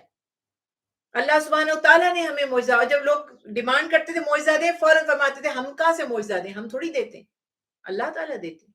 کہ تمہیں کانسیپٹ کلیئر ہو جائے کہ یہ تم ہم سے مت امید رکھو کہ تم ڈیمانڈ کرو گے اور ہم معجزہ دیں گے. یہ ان کی تربیت کے لیے، ورنہ کیا یہ ممکن نہیں تھا کہ انبیاء اللہ سے دعا کریں اور اللہ انہیں عطا نہ کریں. لیکن ان کی تربیت، کانسیپٹ، نظریہ کلیئر ہو گیا کہ کرنے والی ذات اللہ کی ہے، اللہ نہ چاہے میں کچھ نہیں کر سکتا. اب اس میں ہمارے ہاں تماشا بنا دیتے، ایک کہہ رہے دیکھو اللہ کے نبی نے فرمایا میں کچھ نہیں کر سکتا، دوسرا کچھ کہہ رہے، عجیب کھینچا تانی ہے. اللہ تعالیٰ اپنے نیک بندوں کی زبان سے نکلی ہوئی بات کو نہیں رد فرماتے، وہ تو پھر پیغمبر ہیں اللہ کے، اور پیغمبروں کے جو پیغمبر ہیں، جو انبیاء کے سلطان ہیں. لیکن رولنگز اپنی جگہ رہیں گی کہ عبادت اللہ کی ہوگی، اختیار اللہ کا ہوگا، تم مانگو گے اللہ سے، تم سجدہ اللہ کو کرو گے، تم اسی سے امید لگاؤ گے. باقی درخواست دے دیں، تھوڑی سفارش کوئی کر دے تو کیا ہی بات ہے. ہم گناہ گاروں کی پتہ نہیں ایسے اعمال ہیں کہ نہیں کہ ہماری درخواست پتہ نہیں قبول ہو کہ نہ ہو. سنتے تو اللہ ہیں، شہرت سے زیادہ قریب بھی ہیں، لیکن کیا ہم ہیں اس قابل کہ ڈائریکٹ ہو جائیں؟ اور وہ جو ہمارے لیے آنسو بہاتے ہیں اور جو ہماری خیر خواہی چاہتے ہیں، کہ جن کے لیے اللہ تعالیٰ فرما رہے ہیں کہ نبی جو ہیں وہ تمہاری خیر چاہنے میں حریص کا لفظ استعمال کیا، تڑپتے ہیں تمہاری بھلائی کے لیے. تو یہ چیزوں کو تھوڑا سا تحمل سے ریلیکس ہو کر سمجھا جا سکتا ہے. اس لیے اللہ تعالیٰ یہاں پہ فرما رہے ہیں کہ بس یہ یاد رکھیں کہ جو لوگ اوروں کو اللہ کے سوا، اچھا دیکھیے اللہ کے سوا، یا میں کہوں اللہ نہیں کرتا تو فلاں کر دے گا، معاذ اللہ. کیا کبھی آپ نے ایسا دیکھا سینئر منع کر دے کہ یہ میں تمہارا کام نہیں کروں گا، اور آپ جونیئر کے پاس جائیں؟ کیا سمجھتے ہیں آپ کیا ہوگا؟ تو اس لیے جو لوگ اللہ کو چھوڑ کر دوسروں کے پاس جاتے تھے اور اللہ کے مقابل لاتے تھے ان کو کہ ٹھیک ہے آپ نے یہ کام نہیں کیا، ہم ان سے کروا لیں گے، اللہ تعالیٰ فرماتے ہیں ہرگز ہرگز وہ ان کی مدد نہیں کریں گے. وہ قیامت کے دن مکر جائیں گے کہ ہم تو تمہیں جانتے ہی نہیں تھے، تم کون تھے؟ ہم نے کب تم سے کہا تھا ہماری عبادت کرو؟ ہم نے کب کہا تھا کہ ہمارے پاس اللہ کے اختیارات ہیں؟ تم کیوں ہمیں پوچھتے تھے؟ کیوں ہماری عبادت کرتے تھے؟ تو یہاں عبادت کے معاملہ میں ہے. اگر آپ دنیا میں کسی سے کہتے میرے لیے دعا کرنا، میری مدد کر دو، میری سفارش کر دو، تو اس آیت کو آپ اس جگہ پہ نہیں لے کر آ سکتے، ہرگز بھی نہیں لا سکتے. یہ بات بھی یاد رکھیے گا. اس کے بعد اللہ تعالیٰ فرماتے کفار نے اللہ کی طرف اولاد کی نسبت کی اور سخت بات کہی. تو یہ اتنا بڑا گناہ ہے، شرک اتنا بڑا گناہ ہے کہ آسمان پھٹ پڑے اور زمین شک ہو جائے، پہاڑ ریزہ ریزہ ہو جائے. پھر فرمایا آسمان اور زمینوں میں جو کوئی بھی ہے سب اللہ کے حضور بندے بن کر حاضر ہوں گے. دیکھیے واضح بات ہو گئی. اور پھر فرمایا جو لوگ ایمان لائے اور نیک کام کیا ان قریب رحمان ان کے لیے لوگوں کے دلوں میں محبت پیدا فرما دے گی. سبحان اللہ، یہ کتنی پیاری بات ہے کہ رسول اللہ صلی اللہ علیہ وسلم نے فرمایا کہ جب انسان، یعنی صحیحین میں مسند احمد میں بھی یہ روایت ہے کہ آپ صلی اللہ علیہ وسلم نے فرمایا کہ جب اللہ تعالیٰ کسی بندے سے محبت فرماتے ہیں تو جبرائیل علیہ السلام کو اطلاع دیتے ہیں کہ میں فلاں بندے سے محبت کرتا ہوں، تم بھی اس سے محبت کرو، تو وہ بھی اس سے محبت کرنے لگتے ہیں۔ پھر آسمانوں میں اعلان کروایا جاتا ہے کہ اللہ تعالیٰ فلاں بندے سے محبت کرتے ہیں، تم بھی محبت کرو، پھر آسمان والے سے محبت کرنے لگتے ہیں، پھر زمین والوں کے دلوں میں وہ بات ڈال دی جاتی ہے اور زمین والے اس سے محبت کرنے لگتے ہیں۔ اب نیک سے محبت کرنے کی توفیق بھی سب کو نہیں ہوتی۔ آج تو وہ فتنوں کا دور ہے، آپ کی آنکھوں کے سامنے کسی بھی نیک اور اچھے لوگ کے اچھے بندے کے اوپر کیچڑ اچھالنے والے اور اس کے خلاف زہر اگلنے والے ہر دور میں موجود رہتے ہیں نا، آج کل تو بہت رہتے ہیں۔ تو یہ ان کی بدبختی ہے کہ ان کو نیک سے محبت کی توفیق نہیں ہو رہی۔ یہ بھی کانسیپٹ یہاں پہ دیکھیے، تو جو اللہ جن سے محبت کرتا ہے ہم ان سے محبت کریں گے تو یہ ہماری سعادت ہے۔ اور جب اس کے برعکس اللہ تعالیٰ کسی بندے سے ناراض ہوتے ہیں، جبرائیل کو خبر دی جاتی ہے کہ آپ وہ بھی اس سے نفرت کرنے لگتے ہیں، ملائکہ بھی اس کو ناپسند کرنے لگتے ہیں، اور پھر عوام کے دل میں بھی اس کی نفرت ڈال دی جاتی ہے۔ کئی ایسے ہوتے ہیں نا فاسق فاجر لوگ، اس کو سخت ناپسند کرتے ہیں، اگین کچھ شیطان پھر بھی اس کے فالوورز آپ کو مل ہی جائیں گے۔ کہنے کا مقصد ہے جو بھی الیکشن میں کھڑا ہوتا ہے ووٹ اس کو ملتے ہیں، چاہے ایک ہی کیوں نہ ملے، مل جاتا ہے۔ بہرحال پھر سورہ طٰہٰ ہے، بسم اللہ الرحمن الرحیم، مکی صورتوں میں سے ہے اور اس میں 135 آیات 8 رکوع ہیں۔ اور طٰہٰ نبی کریم صلی اللہ علیہ وسلم کا صفاتی نام ہے، حروف مقطعات بھی obviously ہیں، تو اسی مناسبت سے اللہ تعالیٰ نے رسول اللہ صلی اللہ علیہ وسلم کو مخاطب بھی فرمایا۔ اور حضرت ابن عباس فرماتے ہیں کہ سورہ طٰہٰ سورہ مریم کے بعد نازل ہوئی، اور دونوں صورتوں میں مضامین یعنی جو اس کے جو احکامات ہیں، مضامین ہیں، بہت زیادہ سملیرٹیز ہیں۔ حضرت موسیٰ علیہ السلام کا قصہ سورہ مریم میں جو تذکرہ کیا گیا تھا اس میں اور ڈیٹیل سے بیان کیا گیا۔ آدم علیہ السلام کا واقعہ یہاں اور زیادہ وضاحت سے بیان کیا گیا۔ اس صورت میں دین کے بیسک اصولوں سے بحث کی جا رہی ہے، اور اس کے سوا آپ صلی اللہ علیہ وسلم کے بارے میں فرمایا ہم نے یہ قرآن آپ پر اس لیے نازل نہیں فرمایا تھا کہ آپ مشقت میں پڑ جائیں۔ سبحان اللہ، دیکھیے اصل بات یہ کہ رسول اللہ صلی اللہ علیہ وسلم قرآن کی تلاوت اور دعوت دونوں کے لیے بے پناہ تڑپ رکھتے تھے اور مشقت اٹھاتے تھے۔ راتوں کو اپنی نماز کو اتنا طویل فرما دیتے تھے کہ پاؤں مبارک میں ورم یعنی سویلنگ آ جایا کرتی تھی۔ اللہ تعالیٰ فرمانے کہ ہم نے یہ اس لیے آپ کو کلام دیا ہے کیا، یعنی ہمیں حکم ہوتا ہے عبادت کرو، ہم نہیں کرتے، وہاں ہو رہا ہے نہ کرو، آپ کم کرو۔ آپ کو اللہ سبحانہ وتعالیٰ نے مشقت کے لیے نہیں یہ کلام دیا، آپ عبادت میں کمی فرما لیجئے۔ یہ فرق دیکھیے ذرا کتنی عجیب بات ہے، اور پھر ہم سوچتے ہیں کہ ہم نبی کے معاذ اللہ برابر ہیں، یہ کیسی عجیب بات ہے۔ رب کریم آپ صلی اللہ علیہ وسلم کو تسلی بھی دیتے ہیں، جب آپ کی دعوت کا لوگ انکار کرتے تھے تو آپ کو غم پہنچتا تھا۔ میں نے پہلے بھی عرض کی کہ یہ غم، دیکھیے ایک چیز ہوتی ہے کہ مجھے اگنورنس کا مجھے احساس ہو، ریجیکشن کا، مجھے لوگ سنتے نہیں، میری بات نہیں مانتے، مجھے پسند نہیں کرتے، اور میرا ایک چینل ہے اور اس کے اوپر بہت ویوز نہیں ہوتے، میرے پاس بہت زیادہ سبسکرائبر نہیں ہے۔ ایک کانسیپٹ یہ ہے کہ مجھے افسوس ہو رہا ہے کہ میں سکسیسفل نہیں ہوں، میں لوگوں کے درمیان اپنا مقام نہیں بنا پا رہی، مجھے وہ شہرت، وہ عروج حاصل نہیں ہو رہا جو کہ ہونا چاہیے تھا۔ ایک یہ نظریہ ہے، معاذ اللہ ثم معاذ اللہ، رسول اللہ صلی اللہ علیہ وسلم کو یہ غم تو نہیں ہے۔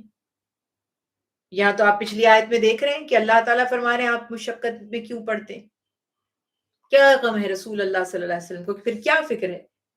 آپ کو فکر یہ ہے کہ یہ جو دعوت حق کو سن نہیں رہے، ظاہر ہے جب سنیں گے نہیں، سمجھیں گے نہیں تو عمل نہیں کریں گے، اور عمل نہیں کریں گے تو عمل کے بغیر وہ اللہ کے عذاب سے بچیں گے کیسے؟ عمل نہیں کریں گے تو جنت میں کیسے جائیں گے؟ یہ غم ہے، جیسے کسی ماں کو نظر آ رہا ہے کہ میرا بیٹا جو غلط کام کر رہا ہے اس کا نتیجہ، اس کا انجام غلط ہے، تو وہ اس کو روکے، منع کرے، سمجھائے، نصیحت کرے، اور وہ نہ سنے تو ماں بیٹھ کے روئے گی ایک کونے میں، تڑپے گی کہ یہ نہیں سن رہا، اللہ جانے اس کا کیا انجام ہوگا، کیا حال ہوگا۔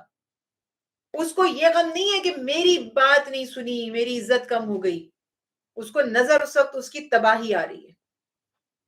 تو اللہ کے پیارے حبیب ایک ماں سے کئی گنا زیادہ محبت فرمانے والے اپنے امتیوں سے، تو آپ کو یہ غم تھا، اور اس کی وجہ سے اللہ تعالیٰ تسلی دے رہے ہیں، فرما رہے ہیں اپنے آپ کو مشقت میں مت ڈالیے، اس قرآن سے ہر کسی کا دل متاثر نہیں ہو سکتا، یہ تو صرف اس شخص کے لیے نصیحت ہے جو اللہ کا خوف رکھتا ہو۔ سبحان اللہ، یہ دیکھیے کہ یہ جو ہدایت ہے نا، یہاں جس کے اندر نور ہوتا ہے اسی کو ہی کلک کرتی ہے.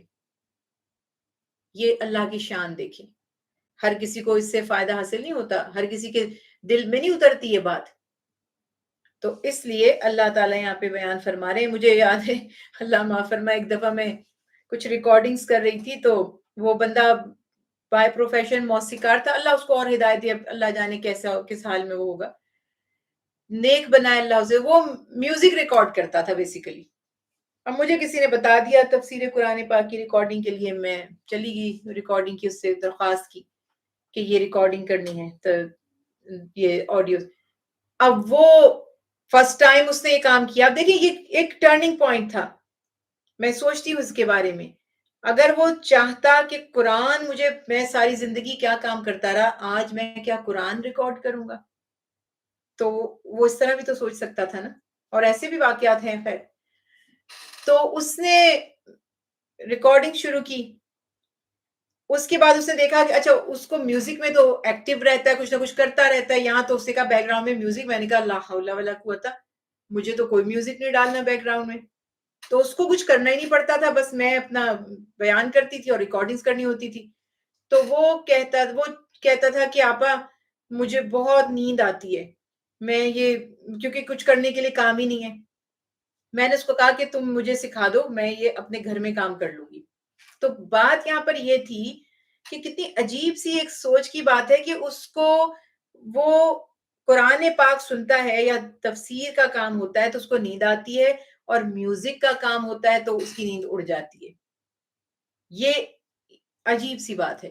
اور ایسے بھی لوگوں کو ہم جانتے ہیں کہ وہ کہتے ہیں کہ آپ کی بات سن لیں تو اب جو ہے جب تفسیر سن لیں یا قرآن سن لیں تو ہمارا تو نیند آ رہی ہوتی، نیند اڑ جاتی ہے، پورا دل چاہتا ہے کہ پورا ہی سن کے سوئیں. مطلب یہ اپنی ایک انڈرسٹینڈنگ کی بات ہے. یعنی یہ نہیں میری تفسیر کی بات نہیں کر رہی، جنرلی بات کر رہی ہوں کہ ایسا بھی معاملہ ہے. بہرحال اس میں ایک سکون بھی ہے، راحت بھی ہے، وہ بھی ایک الگ چیز ہے، پازیٹیو انرجی بھی ملتی ہے، یہ بھی ایک اس کا اسپیکٹ ہو سکتا ہے. لیکن وہ لوگ جو بالکل ہی سننے کی ان کو توفیق ہی نہ ہو تو ان کا کیا آپ کہیں گے. اسی لیے اللہ تعالیٰ فرمانے کہ اللہ کی طرف سے ہی یہ توفیق ہوتی ہے.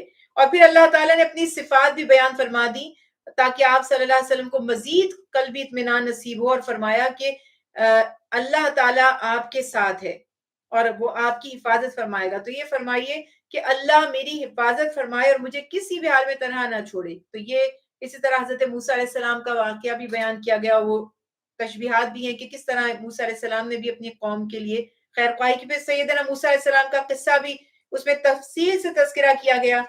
اور ہر دور میں فرعون کے لیے موسیٰ تخلیق کیا جاتا ہے. جب ظلم کہتے ہیں نا، ظلم جب حد سے بڑھ جاتا ہے تو مٹ جاتا ہے، تو وہ والی بات ہو جاتی ہے کہ پھر اللہ تعالیٰ موسیٰ بھیجتے ہیں ہر دور میں.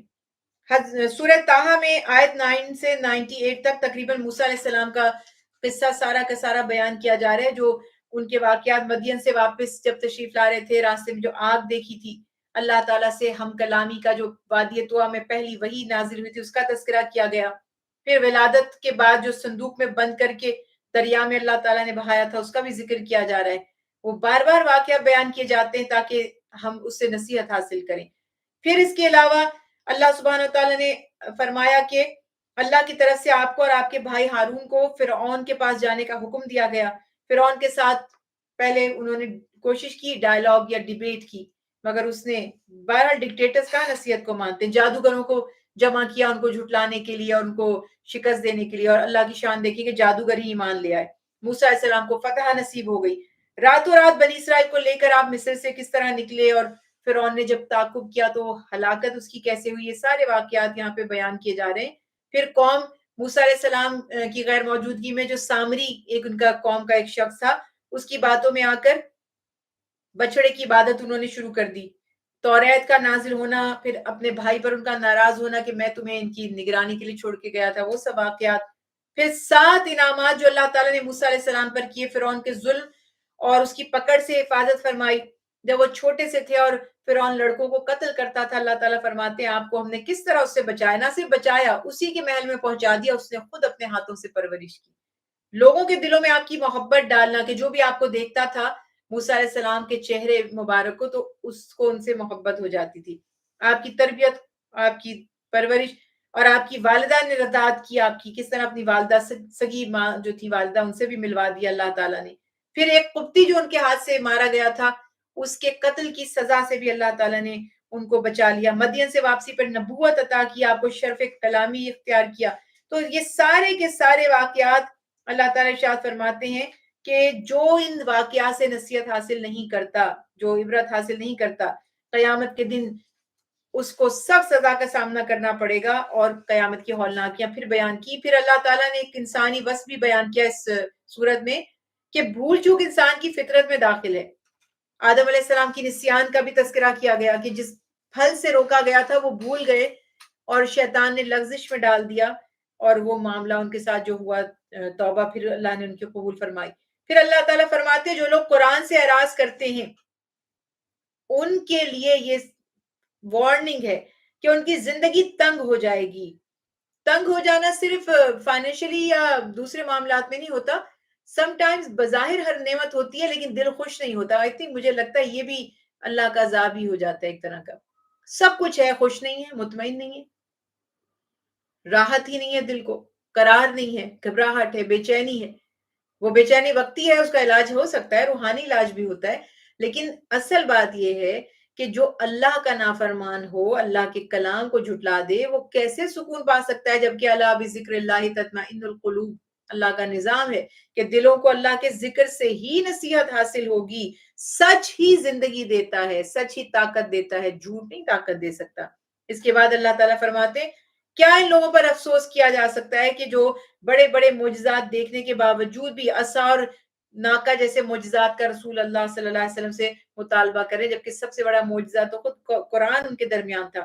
پھر آخری آیت میں رسول اللہ صلی اللہ علیہ وسلم کو حکم دیا جا رہا ہے کہ آپ ان لوگوں سے فرما دیجئے جو حق کو نہیں مانتے اور آپ کی دعوت کا انکار کرتے ہیں کہ ہم سب اعمال جو بھی تم کرتے ہو اور ہم نتائج اللہ کے سپرد ہیں، ہم انتظار کرتے ہیں. یعنی اب جب تم نہیں نصیحت سے مانتے تو بس پھر اس وقت کا انتظار کرو جب حق سامنے آشکار ہو جائے گا، واضح ہو جائے گا، تمہیں معلوم ہو جائے گا کہ سیدھی راہ پر چلنے والے کون ہیں اور جنت کی طرف راہ پانے والے کون ہیں. وما علینا الا البلاغ المبین.